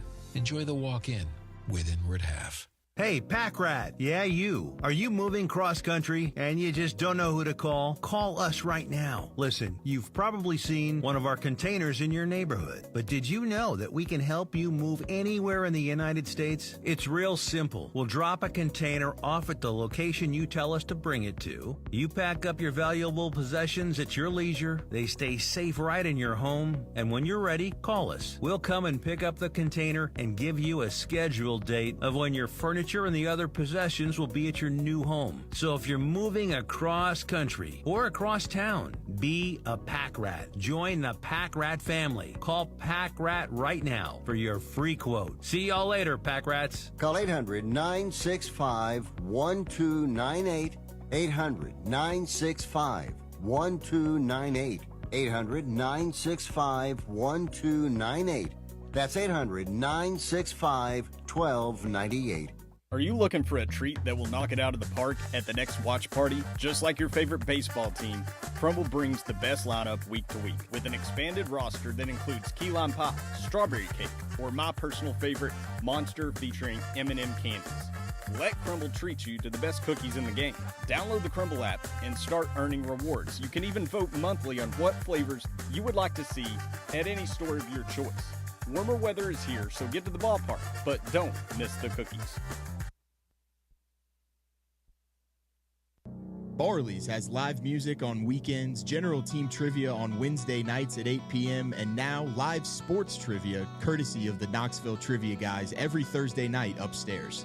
The game starts at 7 p.m. and is free to play for everyone, so head on down to the Old City and show off your sports knowledge and win gift cards to Barley's. Use those gift cards to buy some delicious food and drinks, and you can take it all in with their wide selection of TVs and indoor projectors. Barley's Tap Room and Pizzeria.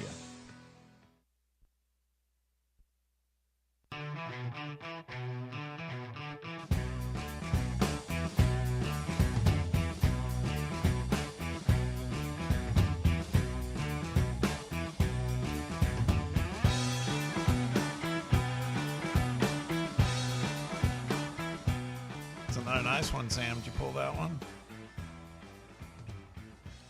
Sorry, coughing a little bit there. You're okay. I was just taking in the music. Yes. It's good stuff. Like it. The college football conversation continues. Our friends at Saturday Down South, Derek Peterson, put together a list. This one's interesting.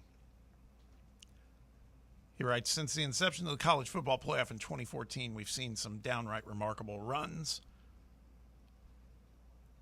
Time and again, we've seen players rise to the occasion and deliver masterpieces. Who's been the best of the playoff era? Who had the greatest season, the most magical run? They put together a list of the 12 best individual seasons by an FBS player since 2014, so about past 11 years. These players broke records, won Heismans, led their teams to trophies, and in most cases led playoff pushes. As he wrote here, just so we can get this out of the way ahead of time, Cam Newton is not on the list, and neither is Tim Tebow or Reggie Bush. They were pre-playoff. We're only looking at players since the start of the 2014 season, so let's dive in. Had to put that disclaimer in there for the people in the comments and stuff like that, being like, where's Cam? Yeah. Right. Where's my guy Tebow? Starting at number 12, we'll work our way up. This one's a little bittersweet. because this guy's no longer with us. Dwayne Haskins, 2018 season for Ohio State. He had a 70% completion rate for the whole season, 4,800 passing yards, 50 passing touchdowns, only 8 interceptions, had 108 rushing yards and 4 rushing touchdowns. That was a wild season. I do remember that, where he was just absolutely slicing through defenses. Yeah. Before that, by the way, he had thrown a total of 57 pass attempts on 170 snaps. So this was not like a guy coming into his third year as a player. Right. Nobody expected this. Because think about this. J.T. Barrett was there. He left. Joe Burrow transferred, and that allowed Haskins to get the opportunity. Ohio State went 13-1, won a Big Ten title, went to the Rose Bowl.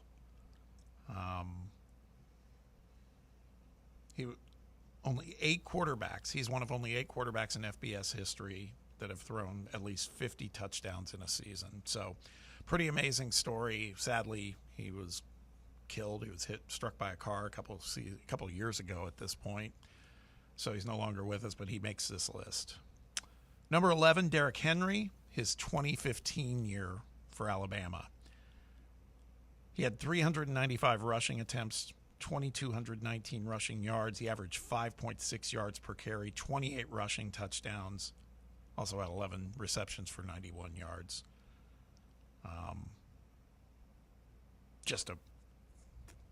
I just remember watching him going, this guy. I do recall there was talk at one point where before Alabama got him, Tennessee was like, yeah, we love this Derrick Henry kid. We're going to get him, and it's like, no. What's crazy is that he's basically doing this 10 years later in the NFL. Yeah.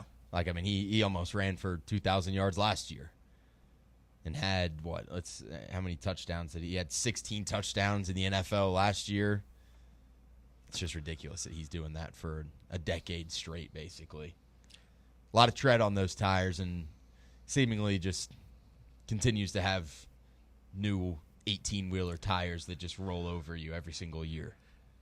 In that season against Auburn, he ran 46 times for 271 yards. In the SEC title game, he ran 44 times for 189 yards. In the national title win over Clemson, 36 carries for 158 yards. God. Give me the damn ball and let me work. Yeah, and as this guy wrote, and I agree, the workload was massive. You can use that as a way to diminish the counting stats, but then you could also argue how many players took the beating that he took and still delivered. Yeah. No, I think you saw Dylan Sampson break records for us last year here at Tennessee and how incredible he was in the regular season, and wasn't really able to play for you in your college football playoff game. So, yeah, for Derrick Henry to be able to do that for an entire season, just even more. We weren't even getting close to handing Dylan Sampson the ball 46 times in a game, and for him to do that throughout the entirety of a regular season and then win a national title, wild. Yeah. Pretty impressive. Number 10, Bryce Young's 2021 season for Alabama. He had a 67% completion percentage on 547 pass attempts, 4,872 passing yards, 47 passing touchdowns, only 7 interceptions. Also rushed 49 times for 185 yards, 4 rushing touchdowns. That was his first season. Again, kind of like that Haskins deal, first season as a full-time starter. Won the Heisman Trophy, won the Maxwell Trophy, won the Davey O'Brien Award. What a year, man. I felt like he was, at that point, like peak Bryce Young in college was kind of like a college version of what peak Tom Brady was in the NFL. He could just figure out ways to beat you. Yeah, I had a lot of fun watching I know we got the best of Alabama in 2022 there with Tennessee and Bama, but like being in Neyland Stadium and watching some of those throws that Bryce Young had in person and just some of the plays that he made and stuff like that. Yeah, his college career was pretty fun to watch, especially for a guy that size, man. He is tiny. Yeah. Tiny. And by all accounts, it looks like he kind of figured it out at the NFL level last season after getting benched and everything else. I hope so for my dynasty team. He looked good. He looked good. He's got that whack job Leggett to throw to now, too. And T-Mac. That's true. Number 9. We talked about this guy earlier. Ashton Genty's 2024 season for Boise State. We talked about this earlier. 2,600 rushing yards, 29 rushing touchdowns.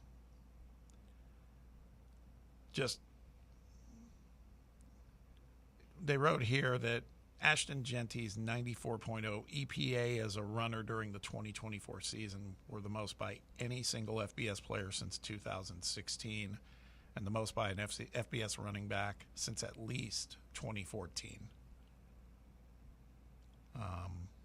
Felt like he was just falling for like 5 to 6 yards at sometimes. Like he'd just get hit at the line, and then it would be boom. Somehow you got 5 yards on the carry.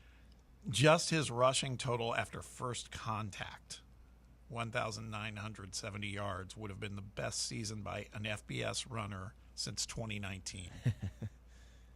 Yeah, I remember seeing all those stats, like Mountain West leader in rushing, Ashton Genty, Mountain West leader in rushing after contact, Ashton Genty, just all that stuff. Wild.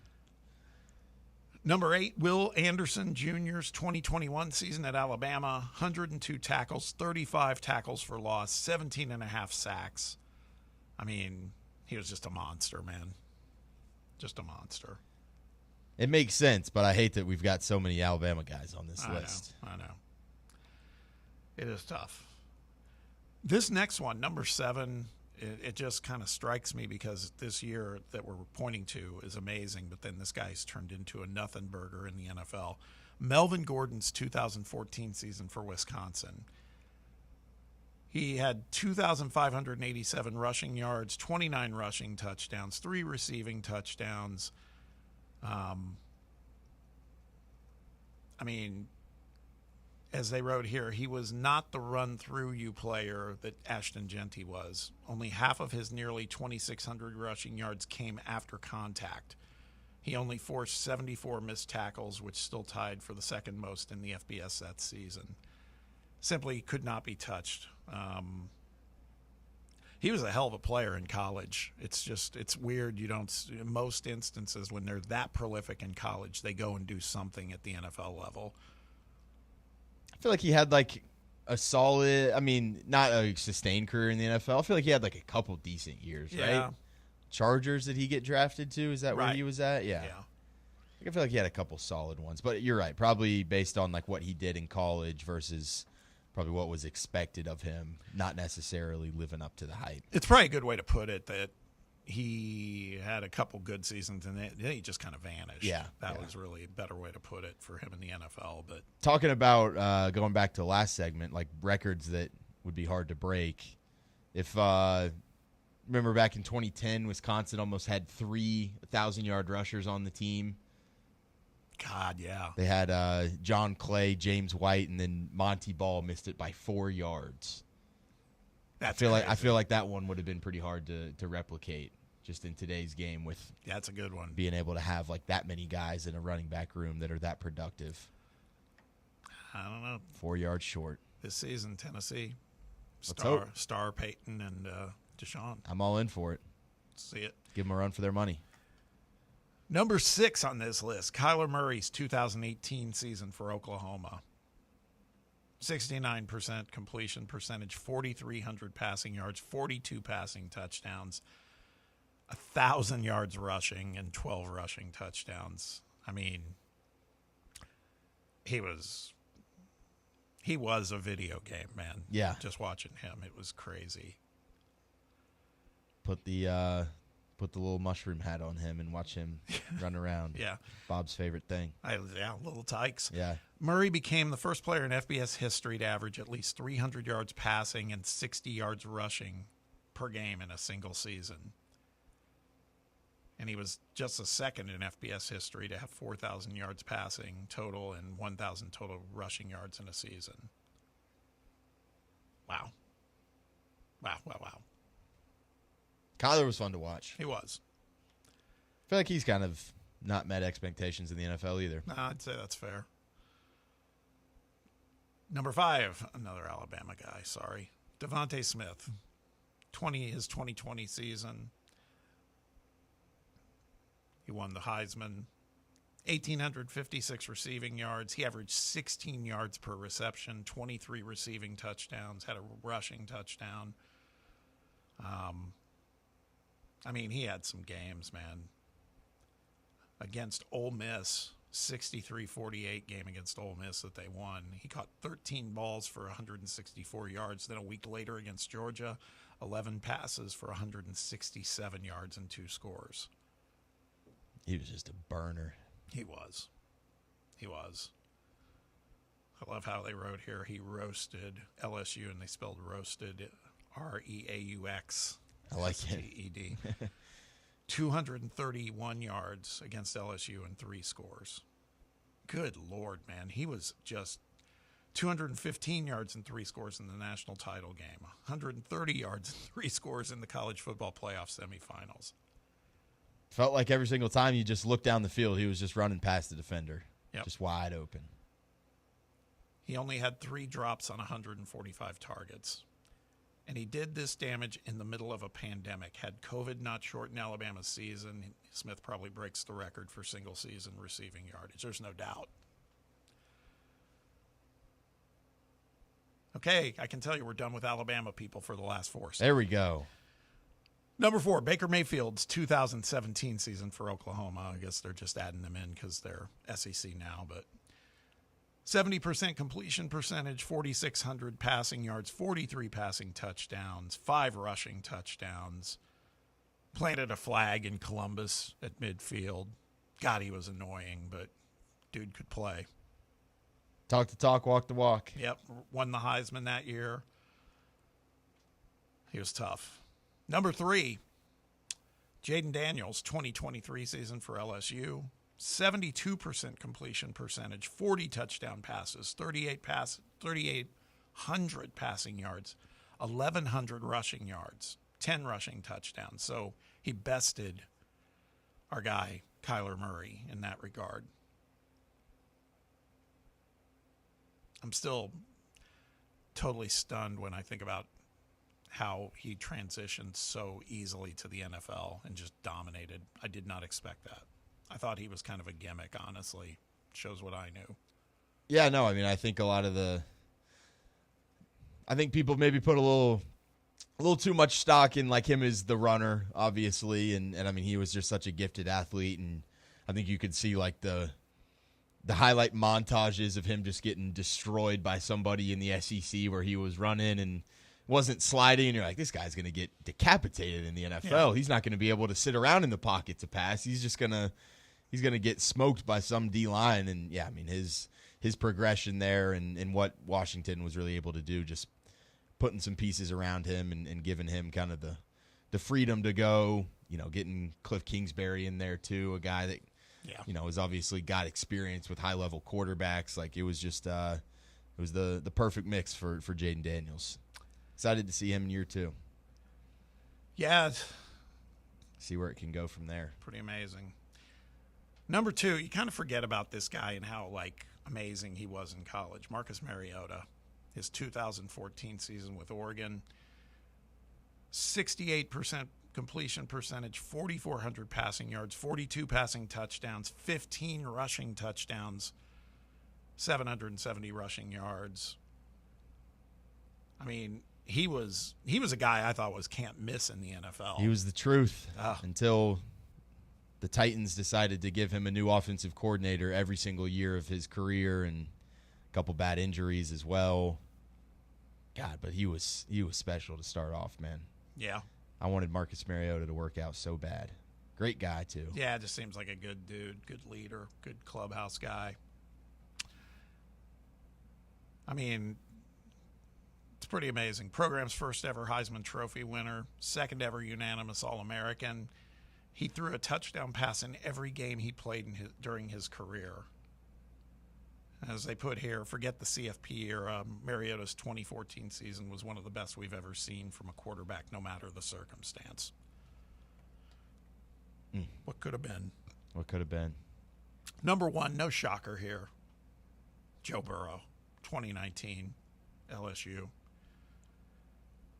76% completion percentage, 5,600 yards passing, 60 passing touchdowns, 60.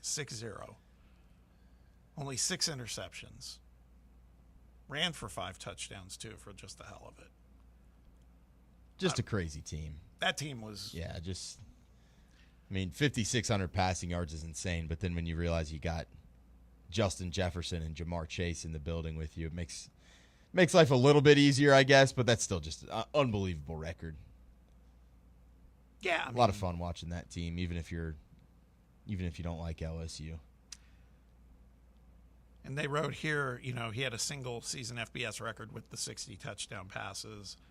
It did get broken 2 years later by Bailey Zappi, but Zappi threw 160 more times to get to that number. He had 160 more passing attempts than Joe had in his season. I mean, he sets FBS single-season records for total offense and touchdowns responsible for, set SEC records for passing yards and completion percentage. Obviously, LSU ran the table, national title, spent the final 8 weeks of the season at number 1, all while beating 7 teams that ranked in the AP top 10 at the time of their game. That season to me is still just, it's unbelievable when I look back at it. Yeah. No, that's one that's hard to touch right there. I mean, he threw for 1,000 yards just in the 2 playoff games. Yeah, God. 493 and 463. I remember the game, I think that was year 2, threw for like 500 against him. It was like a 50 to 40. You're talking the Bama LSU regular season game? Yeah. That was it was awesome like game. a shootout. Awesome game. 2 of them might have got hurt. Like, I don't know. It might be one of those games that got hurt in, but I don't know. But yeah. I mean, I just remember I was with friends down in Florida watching that LSU-Alabama game. And I guess that's when it hit me like, man, they're special, because they just took every punch Alabama gave them, and they just kept coming back. And you know what's even more unbelievable, I hate to say it, is you look back now and they did all this with Ed Orgeron as their coach. I think one of the great leaders in all of college football. He must be the epitome of just roll the balls out. Joe, just go out there and throw the ball, Joe. Yeah, I mean, looks like LSU was up in that game 34-13. It was incredible. It was such a great halftime. That was the game where Clyde Edwards-Helaire, at the end of the game, he was bawling his eyes out. I mean, and they had won. I mean, it was just like such an emotional drain. The receivers in the game: Judy, Smith, Chase, and Jefferson. It's crazy. It was Najee Harris, Brian Robinson. Just incredible. It was like a mini NFL draft combine, basically, that game was. Yeah. Go out there and throw it to Justin Jefferson and Jamar. Joe, you'll be good. And then what's the story? Because I mean, I know obviously the history that he transferred from Ohio State. Was he just not – he wasn't going to get playing time there? Was that the deal? Yeah. Well, and he ate crawfish with Ed Orgeron. That's what sold him, Bob. Yeah. But, I mean, what triggered him to be like, I got to transfer? No, I think he wanted a starting role. Because when he first got to LSU, I was like, oh, okay, man, this guy, we've seen some of these other Ohio State quarterbacks who have gone elsewhere, and it's kind of like, okay. This guy was unbelievable. Cool customer, too, man. He was with Haskins and JT Barrett. Okay. At Ohio State. And Barrett was like the unquestioned guy, right? Yeah. So, which is crazy because he was just a winner, as I recall. That guy wasn't a big statistical. I mean, he did fine, but he wasn't like a blowtorch like some of these seasons we were just talking about. It's a great what if domino if he never transfers out of Ohio State. Think about just where college football or football's at. Yeah. Do we hear as much about Justin Jefferson and Jamar Chase as we do if Joe Burrow and LSU never happened? May never know. God. I love thinking about those events that it's just like, what if this just didn't happen? How different would football be?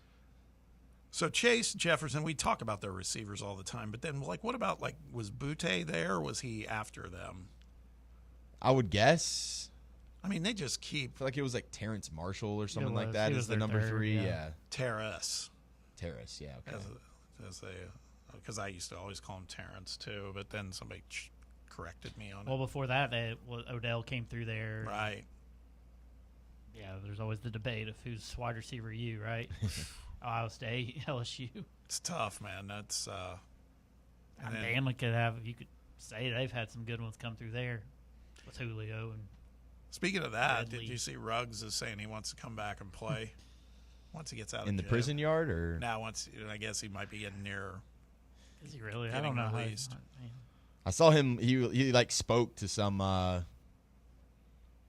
don't know, some outreach group or something like that recently. I know he's apologized to the family. Yeah, he's trying to make everything right, and that's honorable. But that is eligible for parole in August 2026. Yeah, so he's about a year out. Sentenced to 3 to 10. Wow. Wreck was in November of 21. Kind of less time than I thought, honestly. Yeah. Yeah, I know. It was terrible. Yeah. On that note. No, but this, again, man. Speeding into hour 3. Yeah.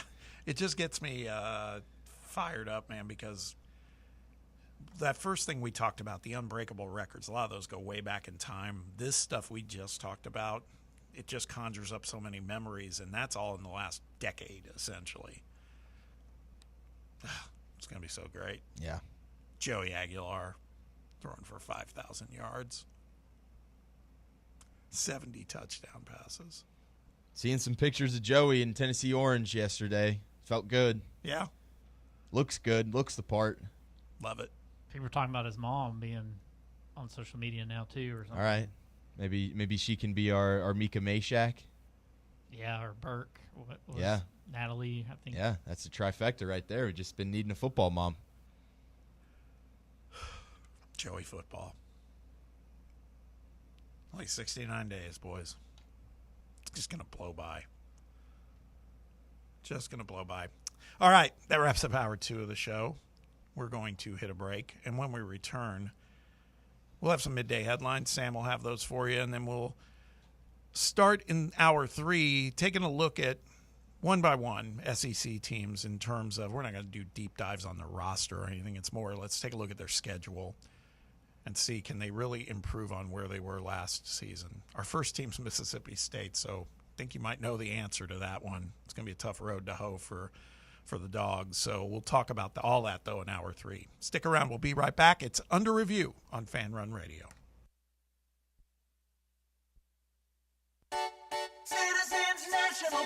We make it easy to save money. Get access to thousands of discounts on shopping, dining, and travel with the C&B Plus Perks account. It's a powerful new way to save money with roadside assistance, cell phone protection, identity theft protection, and credit monitoring. Banking at C&B has its perks. Call or stop by a branch for more details. Citizens National Bank. Banking never felt so good. Member FDIC. Ready to launch your career? Axel Logistics is a leading third-party logistics company where excellence is an energy. With an award-winning culture, Axel proves that positive outcomes come from a positive environment and a work hard, play hard mentality. At Axel, the drive for success is infectious. And with an uncapped commission structure, hard work isn't just noticed, it's rewarded. For those with big goals and even bigger dreams, Axel Logistics is the place to start your career. You're listening to FM 105.7 and AM 1340, WKGN Knoxville, and W289CU Knoxville, Fan Run Radio.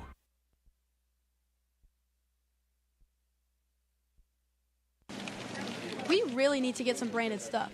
Shirts, hats, promo items, something professional. I mean, we could just find a website and order a bunch of it ourselves. You could, but you're taking a big risk. You don't know the quality, the fit, the timeline. It's a roll of the dice. Yeah, I guess. But isn't that how everyone does it now? Not the ones who actually care about how their brand looks. Look, if we're putting our name on it, it needs to be done right. We need SM Athletics. SM Athletics? Yeah. They specialize in working with businesses like ours. Apparel, hats, promo gear, but real, customized stuff. They actually care if it turns out right. Probably a lot better than getting stuck with 100 t-shirts with crooked logos. Exactly. Plus, they'll walk you through everything. Sizing, colors, material, so it matches the image we're trying to build. Makes sense. What's the name again? SM Athletics. Trust me, if you want to look like a real company, not a flea market stand, this is the move. If you're serious about your brand, work with people who are serious about getting it right. SM Athletics. Your tax refund belongs to you, not an identity thief. Over $6 billion in tax refunds were flagged by the IRS for possible identity theft last year. If you're in a bind this tax season, LifeLock can help. They monitor and alert you to identity threats you'd miss on your own, even if you're careful with your personal information. And if you do become a victim of tax-related identity fraud, LifeLock has U.S.-based restoration specialists ready to help solve your identity theft issue. Plus, all LifeLock plans are backed by the $1 Million Protection Package, meaning LifeLock will reimburse you up to the limits of your plan if you lose money due to identity theft. Let LifeLock help protect your financial info, so all you have to worry about is what you do with your tax refund. Go to LifeLock.com, save up to 25% off your first year. The promo code is HERD, promo code HERD, to save up to 25% off your first year. LifeLock.com. Identity theft protection starts here. Are you looking for a treat that will knock it out of the park at the next watch party? Just like your favorite baseball team, Crumble brings the best lineup week to week with an expanded roster that includes key lime pie, strawberry cake, or my personal favorite, Monster featuring M&M candies. Let Crumble treat you to the best cookies in the game. Download the Crumble app and start earning rewards. You can even vote monthly on what flavors you would like to see at any store of your choice. Warmer weather is here, so get to the ballpark, but don't miss the cookies. Are you ready to show off that confident, radiant smile you've always dreamed of? Well, here at Knoxville Smiles, we're ready to turn your dream into a reality. At Knoxville Smiles, we're more than just a dental practice. We're your partners in achieving optimum oral health. From routine cleanings and checkups to advanced cosmetics and restorative procedures, we offer a wide range of services in an environment that makes every visit a positive and comfortable experience. At Knoxville Smiles, it's about more than just treatments. We're focused on creating a welcoming environment where you feel like family. Our state-of-the-art facilities are designed with your comfort in mind, and our friendly staff is always ready to address your questions and concerns. Don't wait any longer to achieve a beautiful smile you deserve.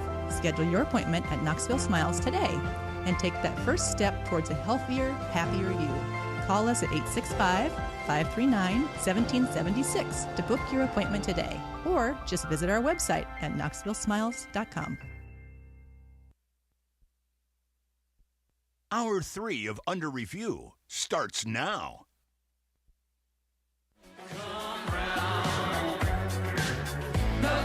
Nothing can break me down. I'm the man. Come round and nothing can break. You can't break. Welcome back to the White Claw Hard Seltzer Studios. God, talk, Bob. It's Fox Sports Knoxville, Fan Run Radio. And it's Under Review. You got Bob and Sam and Brett and Jake here, all on a Tuesday hanging out, beating the heat, staying indoors. If you're outside, I hope you're doing okay. Drink a lot of water. Wear some sunscreen if you're doing something recreationally speaking outside. Appreciate you listening, though, if you're spending time with us. Phone lines are open. Text box is open. You can weigh in on pretty much anything you want to talk about in the world of sports. Area code 865-966-3435. That's 966-3435. You can also hit us up on X at Fox Sports Knox. Time for some midday headlines, things happening in the world of sports. For that, I turn things over to Sam Beard. Some Tennessee-related news to start off here, as four-star athlete Joel Wyatt is down to his final 2 schools, announcing his decision on July 6th. An in-state kid goes to the Webb School out in Bell Buckle, Tennessee. Number 46 overall national player, according to 24/7. Number 3 player in the state of Tennessee. Number 5 overall athlete. 6'4", 200 pounds. Definitely a guy that has the ability to, find himself into either side of the ball, really. It's interesting kind of reading up on him a little bit. Said that he's still developing his game a little bit as kind of a pass catcher and more of a wide receiver. But, his athleticism and everything should be able to take him to that point where, you get to a Tennessee or something like that, and you can kind of refine those skills on the defensive side of the ball, kind of use him as a bit of a safety, just covering a bunch of ground, a stand-up edge in a 3-4 defense there. So, we'll see kind of what he could potentially do here at Tennessee. But July 6th is going to be his commitment date between Tennessee and Vanderbilt. So I would hope we don't lose this kid to Vanderbilt. Yeah. Let's not lose an in-state recruiting battle to Clark Lee for a guy that has got some, he's got potential on the table here. This could maybe be like your next Boo Carter or something like that. That not necessarily the same frame and stuff like that, but maybe the vision's there for Heupel and company here. Maybe lob a stat out there, the one we talked about earlier. Hey, you want to play for a school that during one season never threw a touchdown pass? Yeah. Bunch of losers. Don't go waste away your college career, Joel. Come to the good guys. That's it. Come to the good guys. Wants to run the state with Pavia. That's right, Brett. That is right. They are the capital of college football here in Tennessee. That is right. He'll have to, I guess, no, he's committing on July 6th. He's going to do it before Pavia gives him a chance to let him know whether or not. God, yeah. We run college football in Tennessee. Hell yeah. Moron. Big trade in the NBA yesterday, as it had been rumored that the Celtics were going to be active in the offseason. First domino has fallen, trading point guard Drew Holiday to the Portland Trail Blazers in exchange for shooting guard Anthony Simons and 2 second-round draft picks, according to Shams. Holiday, fantastic defender.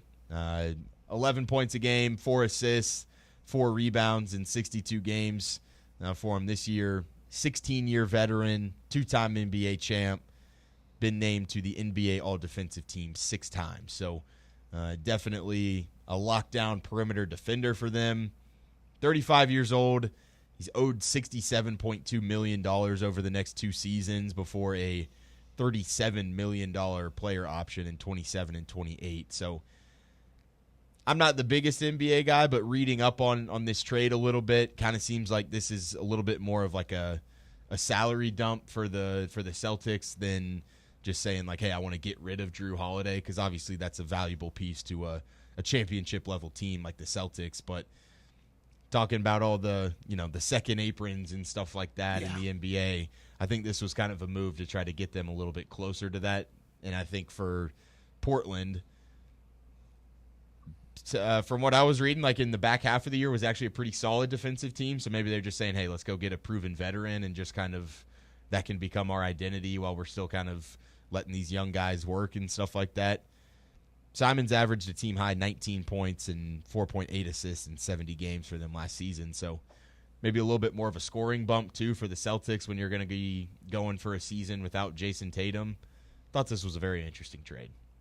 It is. I didn't see it coming, at least not with Holiday. He just seems like such a kind of integral part to that team, but I guess not, right? I mean, and it's interesting for Portland. Portland sneakily started putting some wins together late last season. I mean, Chauncey Billups may have something going there in the next season or two, and maybe he wanted some more leadership, and I don't know. I found it unexpected, but I think it's kind of an interesting deal. Anthony Simons kind of turned into a solid player too, so I don't know.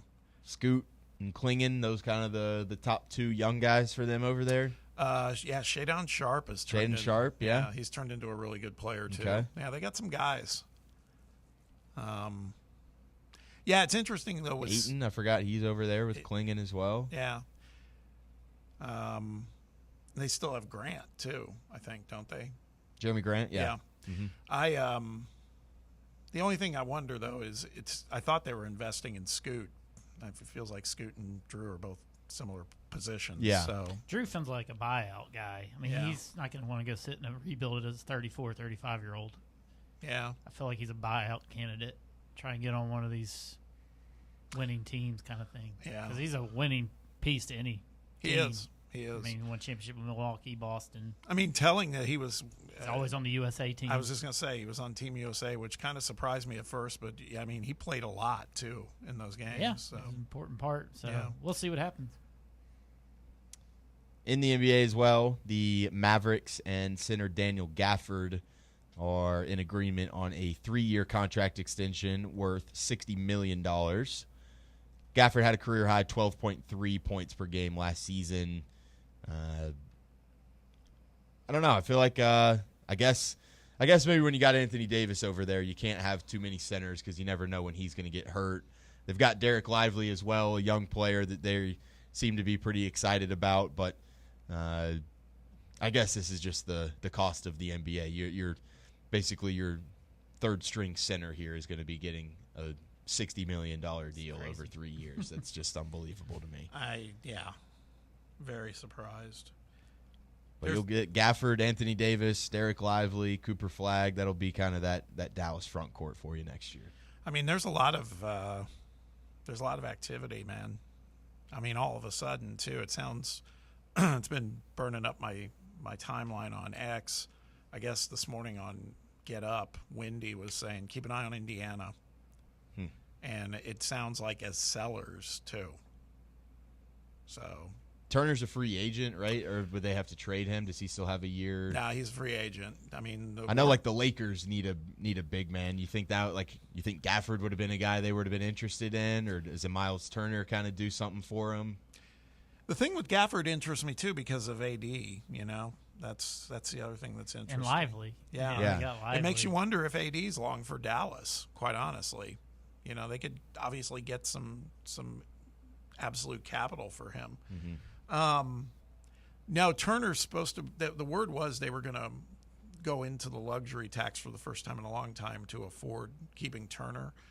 But I don't know now. With it's all changed with Halliburton now. They're throwing names around like Mathurin. They're getting calls trading him. Yeah, really. They're getting calls on Mathurin and Obi Toppin, and I don't know. I'm hopeful they're not going to just start taking it apart. Although I do trust them, man. They've made they're pretty sly in terms of the moves they make. They've put it together once already with kind of some guys that you maybe wouldn't expect to have gotten to a final. So, I feel like you got to kind of put your trust into that front office. Just like that deal they made. We talked about it with Sweeney, getting their draft pick back next year. Of course, they didn't know what was going to happen, but they're always trying to just think ahead a little bit. Yeah. And they were probably looking at that more like we may need that draft pick in case we can't keep Miles and all this other stuff. But now it gets amplified because of what happened to Halliburton. Sure. Some NBA media news as Maria Taylor will be named NBC's lead studio host for its NBA and WNBA coverage when it begins on the network next season. Feel like that cast has kind of officially now been put together over there. I think it's a pretty solid move here. I mean, I feel like she's done pretty good with. She's been doing like football stuff with NBC, right? For the last couple of years. So now she's kind of moving into the basketball space and being the lead host for their NBA and WNBA coverage. She's good. She's good. Shane Gillis has been announced as the host of the 2025 ESPYs. Haven't really. I used to love the ESPYs, Bob. This used to be something that maybe that was just me growing up a little bit more and stuff like that, but I feel like the ESPYs did used to have respect amongst even athletes too, of a cool thing to show up to, and you'd have a fun host where they would kind of poke fun at a lot of different people, and then it felt like it just totally fell off a cliff there for a good 5-6 years, and I just haven't really thought of the ESPY since. Yeah. I think Shane Gillis is going to drag me back into the ESPYs. I'm excited to see what he'll pull. I was listening to Talk Sports earlier this morning, and Cody was talking about how he loved Shane Gillis telling Nick Saban he looks like Alabama Jones or whatever with that hat that he was wearing. I don't think he's gonna I don't think he's gonna, try and be conservative with his takes on any of these athletes. I think he'll kind of air out some dirty laundry. Yeah, probably so. I just watched the first of the second season of Tires. I still haven't gotten to it. I do need to watch that, though, because I honestly like the first season, but I've heard the second's much better. The first episode was great. Okay. But the reason I brought it up is there's a scene where they have a basketball goal, like outside the garage, and he's like playing against somebody, and he was backing somebody down. It was like, just watching, I was like, yeah, he actually probably plays a little ball. Yeah. He at some point in his life, he probably did. He played college football. Did he really? For like 2 weeks. And then he quit. That's one of his favorite bits to pull. He's like, yeah, I was a college athlete for just a couple weeks. Maybe not even that long, honestly. Anthony Richardson aims to be ready for training camp after his shoulder injury. Said that he is confident he will be healthy after missing minicamp due to that shoulder injury. He told Swamp 24/7's Zach Goodall, I'm all good. Not really even a bump in the road. I feel like I tripped, I fell, just got back up and hit the ground running again. That's the direct quote from Anthony Richardson. Was held out of on-field work after he experienced some pain in the throwing shoulder following OTA practice earlier this month. Missed minicamp. He had the AC joint injury that ended his rookie season after 4 games. So, I don't know, man. It kind of just feels like with all of these headlines that are coming out, might as well just name Daniel Jones the starter, I feel like, at this point. AR's dead to me, man. He's dead. He's gone. Till he comes out and throws the ball 95 yards in the air for a game-winning touchdown. Then I'll be back in. We should do like a NFL's version of the MLB first pitch, but maybe just Anthony Richardson just travels around to a different stadium each week, and we can see like how far he can throw a football at the start of the game. He put him and Milton in some sort of competition. Yeah. There's only room for one of us in this league. Yeah. Greatest freak athletes that can't really play football that well. Honestly, at this point, I feel like Joe Milton might be surpassing Anthony Richardson. Mine. He seems to. I don't know, man. I'm trying. I'm trying to buy into him. I just can't. It's hard. After that, you just got to give up, Bob. I mean, he's the Colts version of Will Levis, even though like he hasn't done as much damage to your franchise as Will Levis has. Like you just gotta. You gave yourself the chance to be like, I'm going to try and be a good fan and give this guy hope. You don't have to do it anymore. You can give up on him. I mean, one thing I could say is Levis never took himself out of a game. Took his team his team out of multiple. Took his team out of a game. Hell, but that's where I lost it for Richardson. It was like, dude, this is your job. And you're like an elite athlete, and you're tired. Yeah, at that age too. Yeah. It's like, dude, you're out of college. Like we got 30-plus-year-olds playing quarterback in the league that aren't taking themselves out either. Wonder what Flacco thinks when he sees that. It's like, give me a break. Soft. Yeah. It's finally happening. I was hoping this would never get resolved as the Athletics celebrated yesterday, breaking ground on their $1.75 billion Las Vegas ballpark. John Fisher and members of the Oakland Athletics, as well as Rob Manfred, were there to break ground on the new stadium, 33,000-person capacity ballpark, expected to be finished in time for the 2028 season. Was kind of just hoping that Vegas would put this one, would not really let this one go through, and it would be a whole bunch of confusion, and we'd have to see the A's playing in Sacramento for 6 more years and then be like, oh, let's just go back to Oakland or something. The A's will officially lose all of their luster to me whenever they move to Vegas in that new stadium. I mean, I saw some video piece. The stadium itself looks like it's going to be phenomenal, but it just doesn't feel right, Just doesn't feel like Oakland, No. Speaking of a guy that I'll talk about in a second here, the big dumper, Cal Raleigh. I was listening to an interview with him, and he said players around the league loved playing at Oakland. Not just they were it doesn't really matter that there's not a crowd. He said it almost felt like high school and college ball a little bit, just with a couple thousand people there, kind of an old park where you just kind of said you kind of felt like part of baseball history without anybody watching it. I think a lot of players around the league probably are like, man, I got to go play in a minor league Sacramento stadium instead of playing in this Oakland park. No history there, no nostalgia, no aura, as the kids say these days, Bob. Yeah. The big dumper. The big dumper, Cal Raleigh. First Mariners player with 3 straight months of 10-plus homers. Hit his 32nd home run of the season last night. Son of former Vols coach Todd Raleigh. Yeah, Todd Raleigh did something right. Yeah.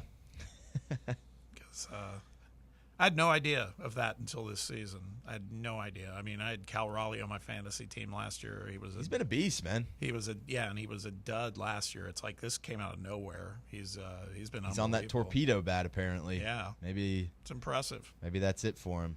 So is the MVP right now? That's the big debate, him or Judge. He's definitely in the running. I mean, a catcher hitting 32 homers. He already called out Judge. He's like, I don't play in the easy, basically, park that he plays in. That's a fair point. T-Mobile's Seattle's not a hitter-friendly park, I don't think. He says, I have to catch, too. Yeah. Both sides of the plate. I'm all in on the big dumper being MVP. And Big Dumper's a way better nickname than Aaron Judge. Yeah. The Judge. Come on, yeah. Come on. Big Dumper. I That's a crazy nickname. I was going to say, I wonder what the origins are. Apparently, there's some Mariners fan account that whenever Cal Raleigh hits the home run, like he tweets out like the big dumper goes poo poo or something like that. Something stupid. Nice. I had one more here. Where'd it go? Oh yeah, proposal by the college athletes as well as coaches and staffers to be able to wager on pro sports without penalty is expected to be voted on this week by the NCAA D1 Council. There is opposition, apparently. They said it is no slam dunk. These kids want to bet on their sports, Bob. They said, I know I can't bet on college sports, but, man, I want to put together a parlay on NFL Sunday after I had a tough Saturday, getting smoked by the sun, getting beat by 40, beating someone by 40. Yeah. I do think it probably, though, it becomes pretty problematic when, you've got these kids that have huge NIL deals that then have all this money to spend on potentially sports gambling or something like that.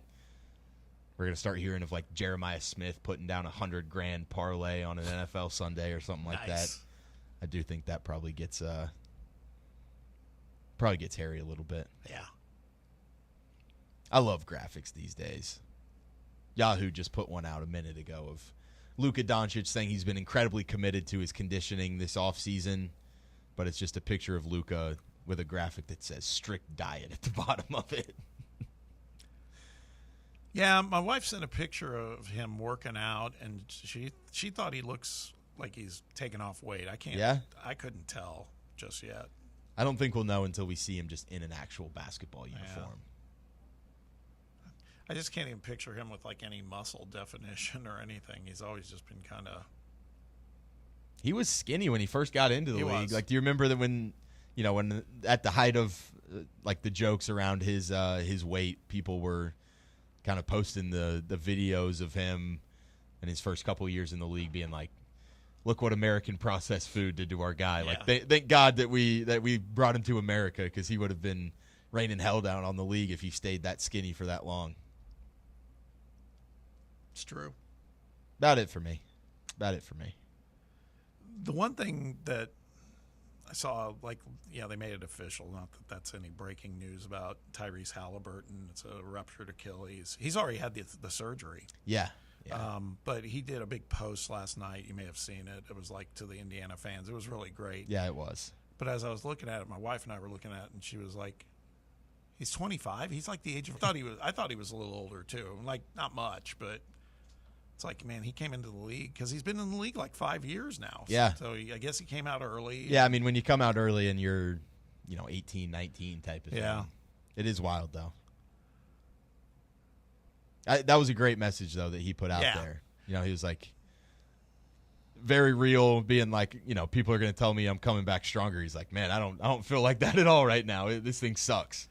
I think that's good. I think a lot of these guys maybe go in with these injuries and pin those posts of like, oh, I'll be back better than ever. And I'm sure they're probably typing that out and they don't even believe it themselves. It's very a lot of humility there out of that message from Halliburton yesterday for sure. Yeah, I thought so too. And also, I loved what he said because we've talked about this.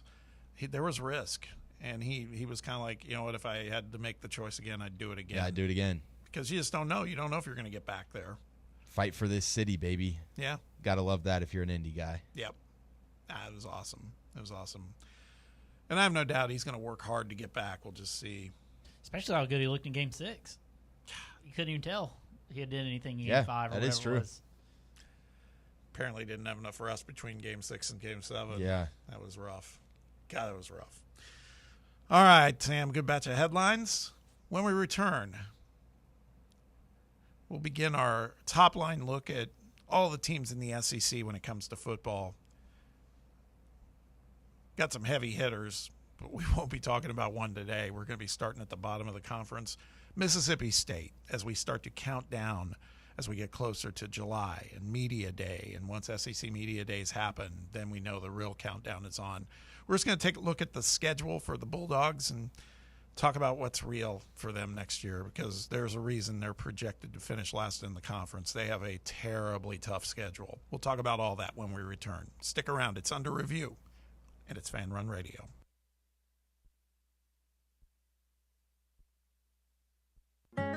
Believe in family. Believe in your fellow man. Believe in honesty and an honest day's work. We do. We're Farm Bureau Insurance, and we don't just believe in Tennessee. We believe in Tennesseans. Farm Bureau Insurance, Tennessee's insurance company. This is Baseball VFL Cody Brown. Farm Bureau Insurance is the official insurance for Tennesseans. Believe in me for all of your insurance needs. Give me a call at 865-992-3871. A brand built in Tennessee and born from the love of the game. Inward Half revolutionizes golfing comfort. Crafted by a former pro and dedicated enthusiast just like you, our luxury performance wear guarantees you stay cool and comfortable through every swing and every day. We're not just a brand. We've set out to create a lifestyle for those who understand that impeccable style and premium performance are a hole-in-one. Enjoy the walk-in with Inward Half.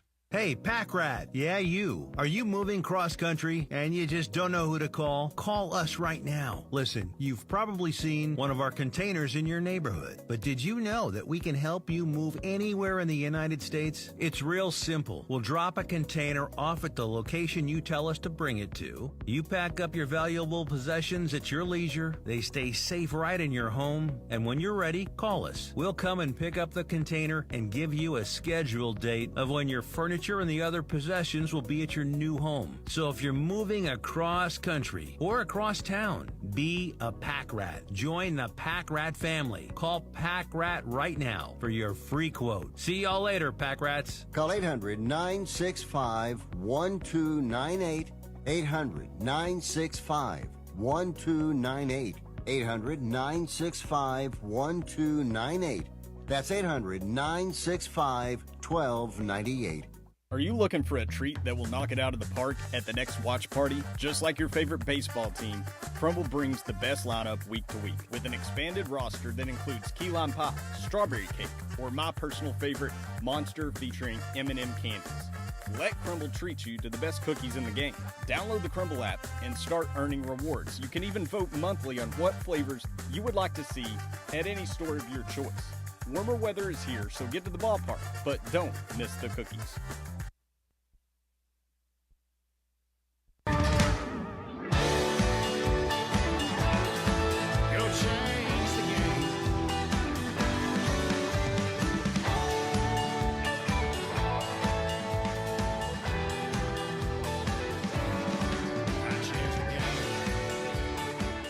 Welcome back. I was just looking on my timeline on X. This kid, Ryder Lyons. Don't steal my headlines tomorrow, Bob. Okay. But yeah. What about him? Just I'll just leave it at this. This day and age, like, kids are like doing their announcements like on Pat McAfee's show. Yeah, I did see that he announced on McAfee. Is he the first kid to announce a commitment on McAfee? I thought there was another one who did something too. Maybe, you know what? I might be mixing up Sanders on Feinbaum because David Sanders did it on Paul Feinbaum. Yeah, you're right. And then I remember when we lost out on the Jordan Seaton kid. He did it with Skip Bayless. Skip and Shannon. Yes. Yeah, that is a trend. I don't like it. I don't. Who's going to be the first college athlete to commit on Under Review live? I don't know. Did DeBanza do it on McAfee too? I think you're right. That might have been what I was thinking too. Yeah. So he's just tied in with BYU. I guess. I don't know, man. It's kind of weird. Is the Mormon Church funneling some money to the Pat McAfee show? I don't know. Weird times we're in. It is. So weird. Oh, DeBanza didn't do McAfee, actually.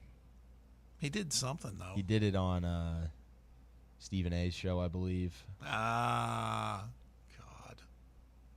That guy. But he had that whole, like, Red Bull. Do you remember that? Like, he had that whole announcement from Red Bull where some guy, like, was coming out of the damn sky. He was skydiving into a field or something like that, and he handed him the hat. He, speaking of Stephen A., I saw this and I'm glad I didn't see it live because it would have just bothered me, but it was happening, I think, at halftime the other night. It was on ABC. Stephen A. and Perk were yelling at each other, and Bob Myers finally was like, he said to Stephen A., he goes, just because you yell doesn't mean you're right. Just kind of just teed off on him. I was like, good for you, man. Those two just... He's right. Yeah. He's right. Stephen A. does have like I've got more volume than you. I'm right. Yeah. Let's talk some SEC football. It's time. As I was saying earlier, what we're going to be doing in the coming days is just kind of a top-line look at all the teams in the conference. And when I say top-line, I'm referring to mostly what their schedule looks like and what their chances are to, get X amount of wins versus where they were last season. We'll dig deeper on all those teams as we get past SEC Media Days. This is kind of like a pre-July 4th holiday appetizer type thing where we're going to just start breaking down some of the teams. And the way we're going to do it is start at the bottom and work our way up. And there are some teams at the bottom. So the first couple are not highly entertaining conversations to have, but they're ones that we need to. This first one's also an opponent of Tennessee's, so we need to be paying attention to them. Since we are, after all, less than 70 days away, so this will be our first, what I call 30,000-foot view of SEC teams. And the first one, Mississippi State. Consensus last place favorite in the SEC. Sam, last year they finished 2-10. And, boy, I don't know. Doesn't look like there's much relief ahead. Yeah, it was a brutal season for old Levy to start off there last year. And I would say that this year they've got a little bit more oomph offensively to be able to maybe compete a little bit more. I don't know about win more. That defense was just absolute trash last year, and I don't know if I see it getting a whole lot better to the point where Mississippi State just takes like a huge leap necessarily. Like maybe they're more of a 4 or 5 win team this year or something like that. But looking through the schedule and stuff like that, it doesn't seem like there's too many wins that you can just pencil in necessarily. No. I mean, they went winless in the conference last season. I'd say there's a decent chance it could happen again this season, since all we do is just kind of mirror the conference foes from last year. But you look at their first 4 games in non-conference. Their opener is at Southern Miss, who was 1-11 last year. So it's in Hattiesburg. You would think it should be a win, but it's on the road.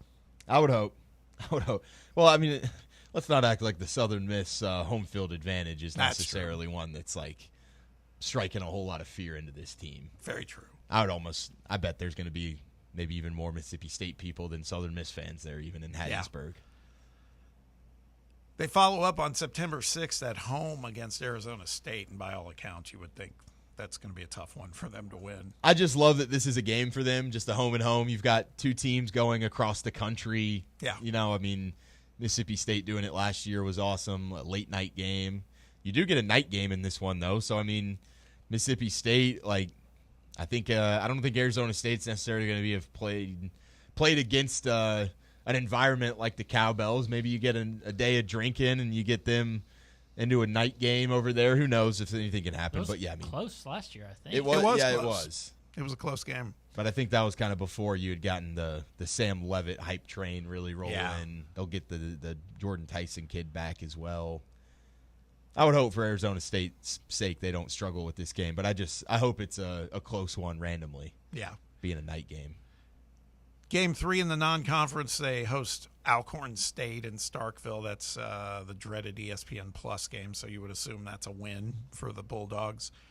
Then they wrap up non-conference at home against Northern Illinois, who was 8-5 last year. This is not a gimme at all, I was originally thinking, hey, they could probably improve on 2-10 just by their non-conference wins if they go 3-1, but they may not. They may be 2-2.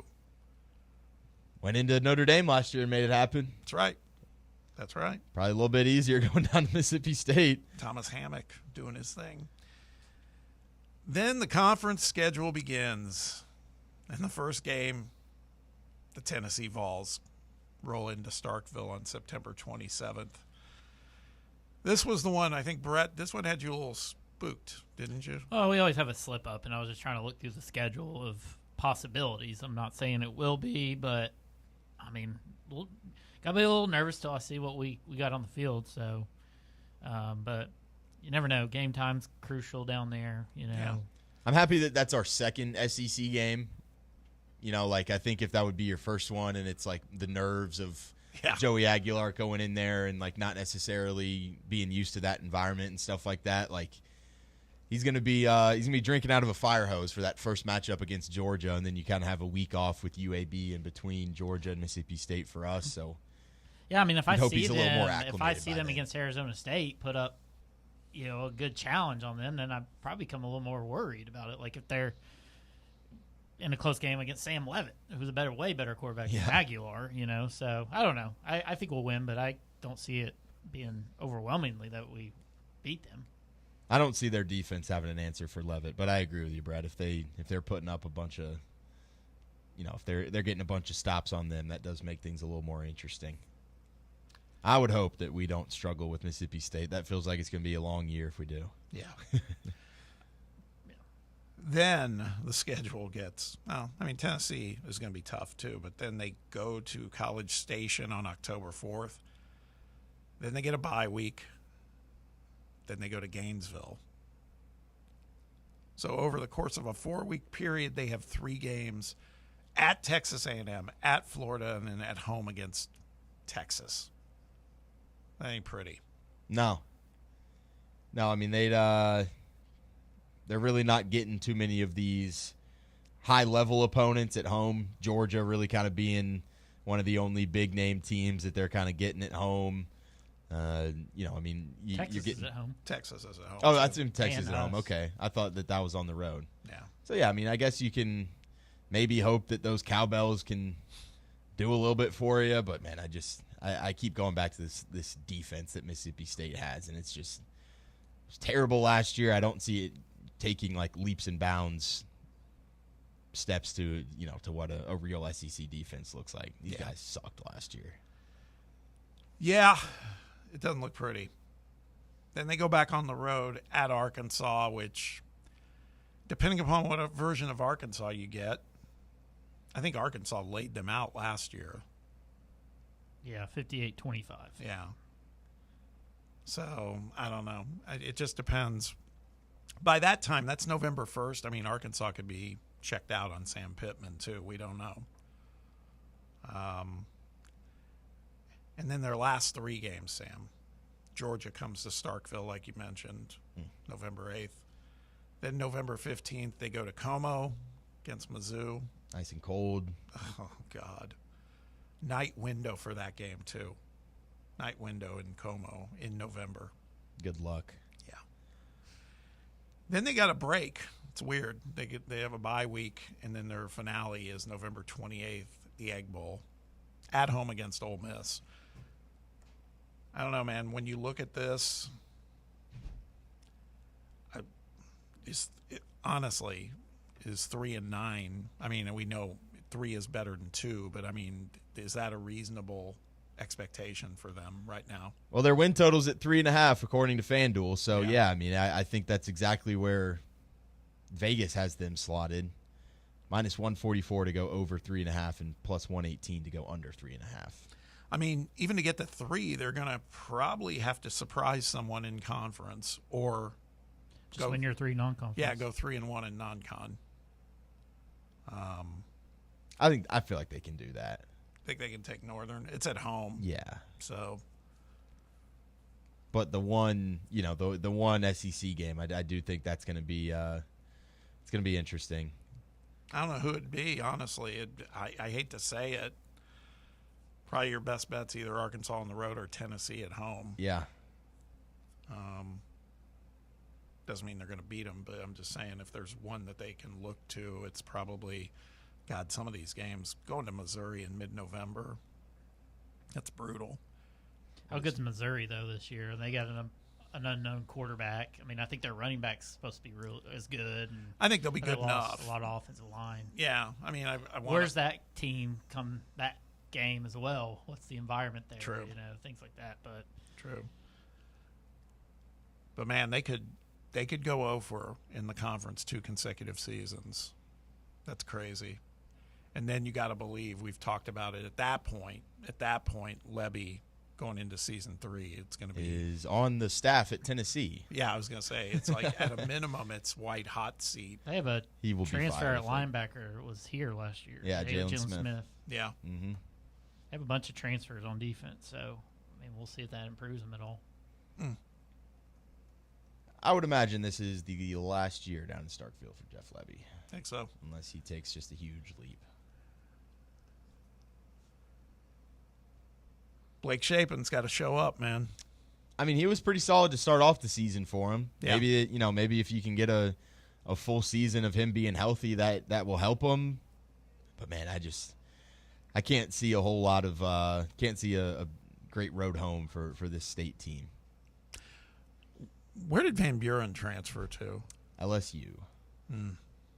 Nico in the game only threw 11 passes against them. We ran the ball down their throats, it looks like. He got hurt in that game, too.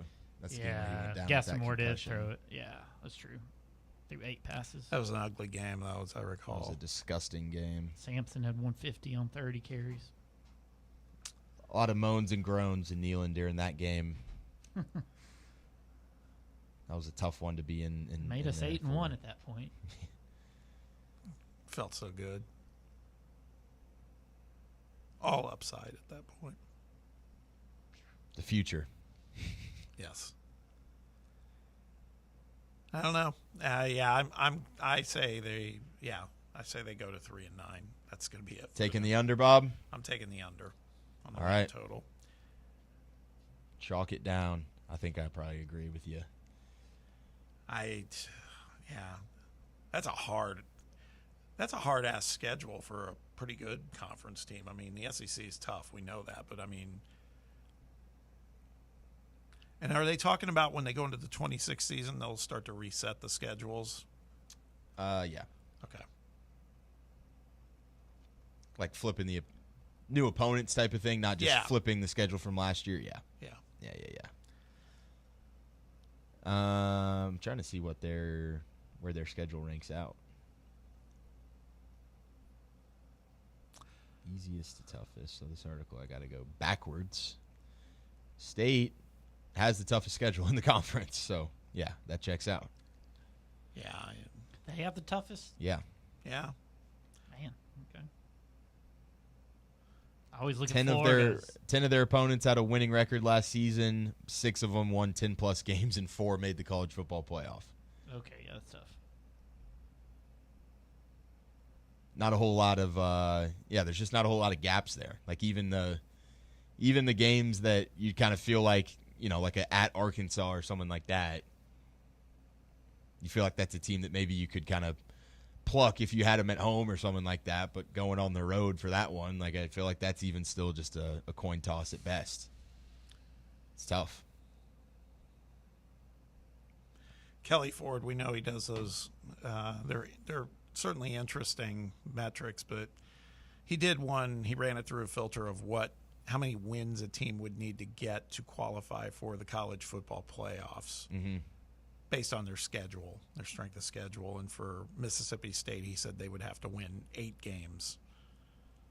They're not winning 8. No, I don't think so. But the point is, it kind of underscores that's how, because a lot of these teams he's got, they need to win 10, 11, 12 games to get into the playoffs because of their schedule being so favorable. With a schedule like theirs, a little bit less, but I mean, if they go make it to a bowl game, it's a huge win, I would say. Yeah, I'm just looking to see if there's any SEC team that is kind of in the 11 or 12 range. Not really. No. Nope. He's got most of the SEC teams in the 8, 9, 10 range. Where are we at? We would need to win 9 to be in the at-large conversation. Out of the SEC, have to win 8 to be in the conversation. He's got Arkansas, Florida, Mississippi State, Vandy, Oklahoma, Kentucky, South Carolina, and LSU, half the conference. I haven't really looked at South Carolina's schedule much. So, and then 5, 6, 7 of the other SEC teams are in the 9-win discussion. Would it be us in Texas is like the two of the easiest ones in the conference? Well, that's what I'm looking for. 1, 2, 3, 4, 5, 6, 7, 8, 9, 10, 11, 12, 13, 14, 15. No, we're all in the 9. So half the conference is in the 8-win. The other half's in the 9-win. Does it have is this easiest schedules though, or just I would imagine this kind of nets out to easiest schedule in terms of you need less games to get into the playoff if you've got a harder schedule. Where do we net out there with the rest of the conference? Is it not? He doesn't show that. I'm sure if I dig deeper, I can find it. Oh, I'm sure we can find it. He just did. He does. He does those things with the team logos. Yeah, that's all he did here. Yeah, and he has us, A&M, Georgia, Auburn, Alabama, Texas, Missouri, and Ole Miss all having to win 9 games to be in the at-large conversation. So there you have it. So Mississippi State, in short. I don't know if we'll have to dig deeper on them. We probably will when we get closer to playing them, but it's going to be a long season in Starkville. It's pretty clear. Let's take a final time out. When we return, we will wrap the show up today. A couple other little bits of media news to talk about. NBA Finals ratings, some other things. We'll wrap the show up that way, so stick around. We'll be right back. It's Under Review on Fan Run Radio. Hey Knoxville! Surfside iced tea and vodka, made with real brewed tea, is only 100 calories, 2 grams of sugar, with no bubbles and no troubles. That's right, 0 carbonation, so it's easy to sip and enjoy. Headed to a game day or party at a friend's house? Bring an iced tea or lemonade variety pack from Surfside, or try their green tea and new raspberry tea vodka. Find the can with the sunset stripes this season. Surfside iced tea and vodka, sold at bars, restaurants, and stores near you. Surfside iced tea and vodka, sunshine in a can. Must be 21 or older. Enjoy responsibly. Rickard Ridge Barbecue, located in beautiful Cove Lake State Park. Rickard Ridge is home of the best ribs in the Volunteer State. Smoked daily by Pitmaster Mark Rickard. The barbecue at Rickard Ridge is mouth-watering, fall-off-the-bone delicious. Take the scenic drive up I-75 to exit 134. For directions and to look at the rest of the menu, visit Rickard Ridge online at rickardridgebbq.com. A brand built in Tennessee and born from the love of the game. Inward Half revolutionizes golfing comfort. Crafted by a former pro and dedicated enthusiast just like you, our luxury performance wear guarantees you stay cool and comfortable through every swing. and every day. We're not just a brand. We've set out to create a lifestyle for those who understand that impeccable style and premium performance are a hole-in-one. Enjoy the walk-in with Inward Half. Located in Knoxville's historic Old City, Barley's offers great food, live music, the best draft beer selection in town, and now your new favorite place to watch sports. Their indoor projector is perfect for any weather, and they've revamped their upstairs area with more TVs to take in all of the action. Their menu features hand-battered chicken tenders, juicy burgers, fresh salads, and the tastiest pizza in Knoxville. You can enjoy their happy hour drink specials daily from open until 6 p.m. Barley's Tap Room and Pizzeria.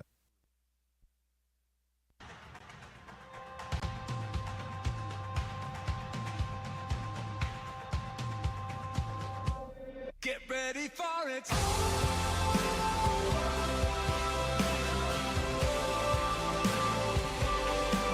ready for it.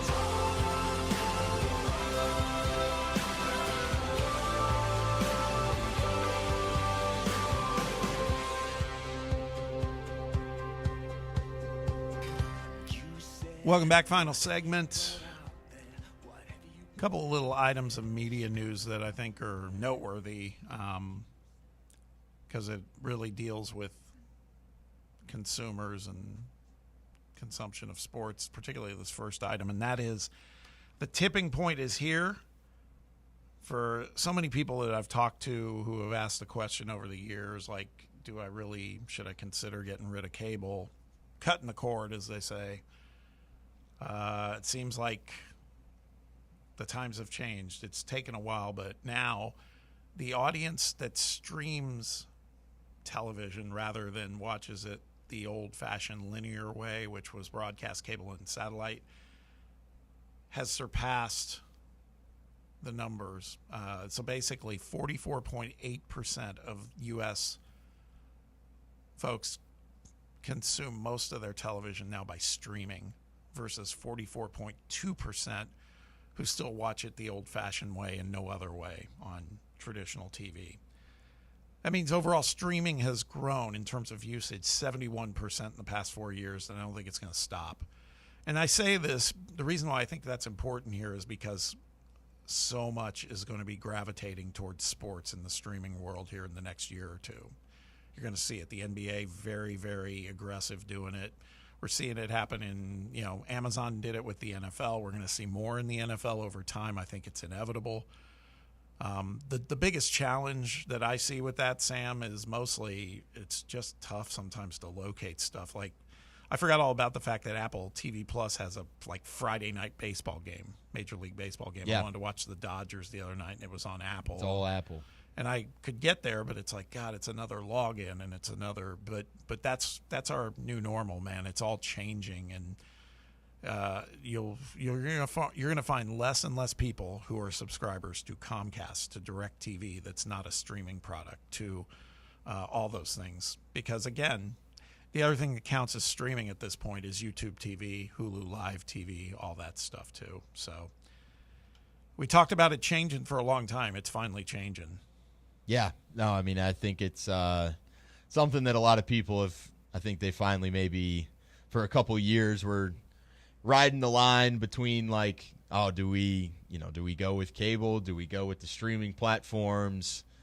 Do we do a mix of both for a little bit? When are we going to make the decision on it? And I feel like now people are really starting to be like, all right, yeah, finally time for me to just pick one avenue, go choose it. There's still a couple people that have just their traditional cable and all of that, but then I feel like a lot of people are still just going and buying all the subscriptions and stuff like that. It does seem like it nets out to kind of around the same thing, though, right? It does. I think depending on what you want to, how much you're wanting to watch, I guess. I think the debate is, at that point you kind of control the outcome. If you want to spend less, just watch less. Whereas in cable, that was always the age-old argument was, we get all these channels we don't want. Yep. So why are we paying for that? Yep. You don't have to anymore. But you're right.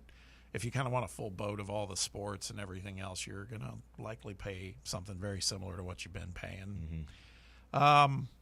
NBA Finals, it's over, but Game 7, it sounded like, boy, people were sure fired up to watch a Game 7 and maybe see, a little bit of an upset.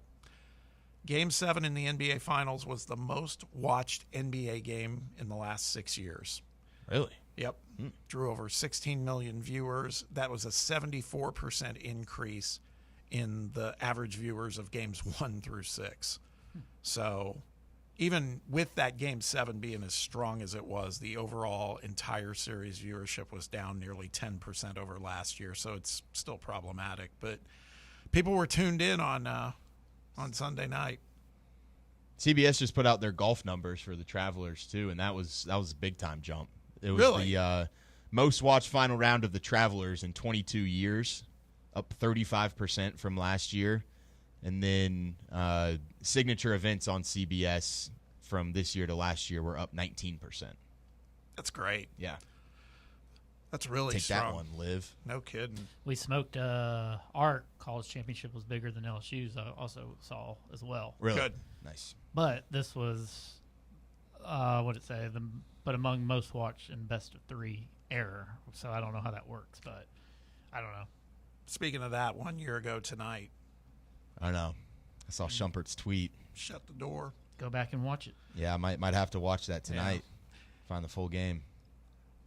And here's the last thing as we wrap things up. This is kind of media-ish, but the rise of Sophie Cunningham for the Indiana Fever. Since her message in-game flagrant foul that she did about a week ago where she got ejected, Sophie's social media profile has exploded. She has grown her Instagram following by 250,000.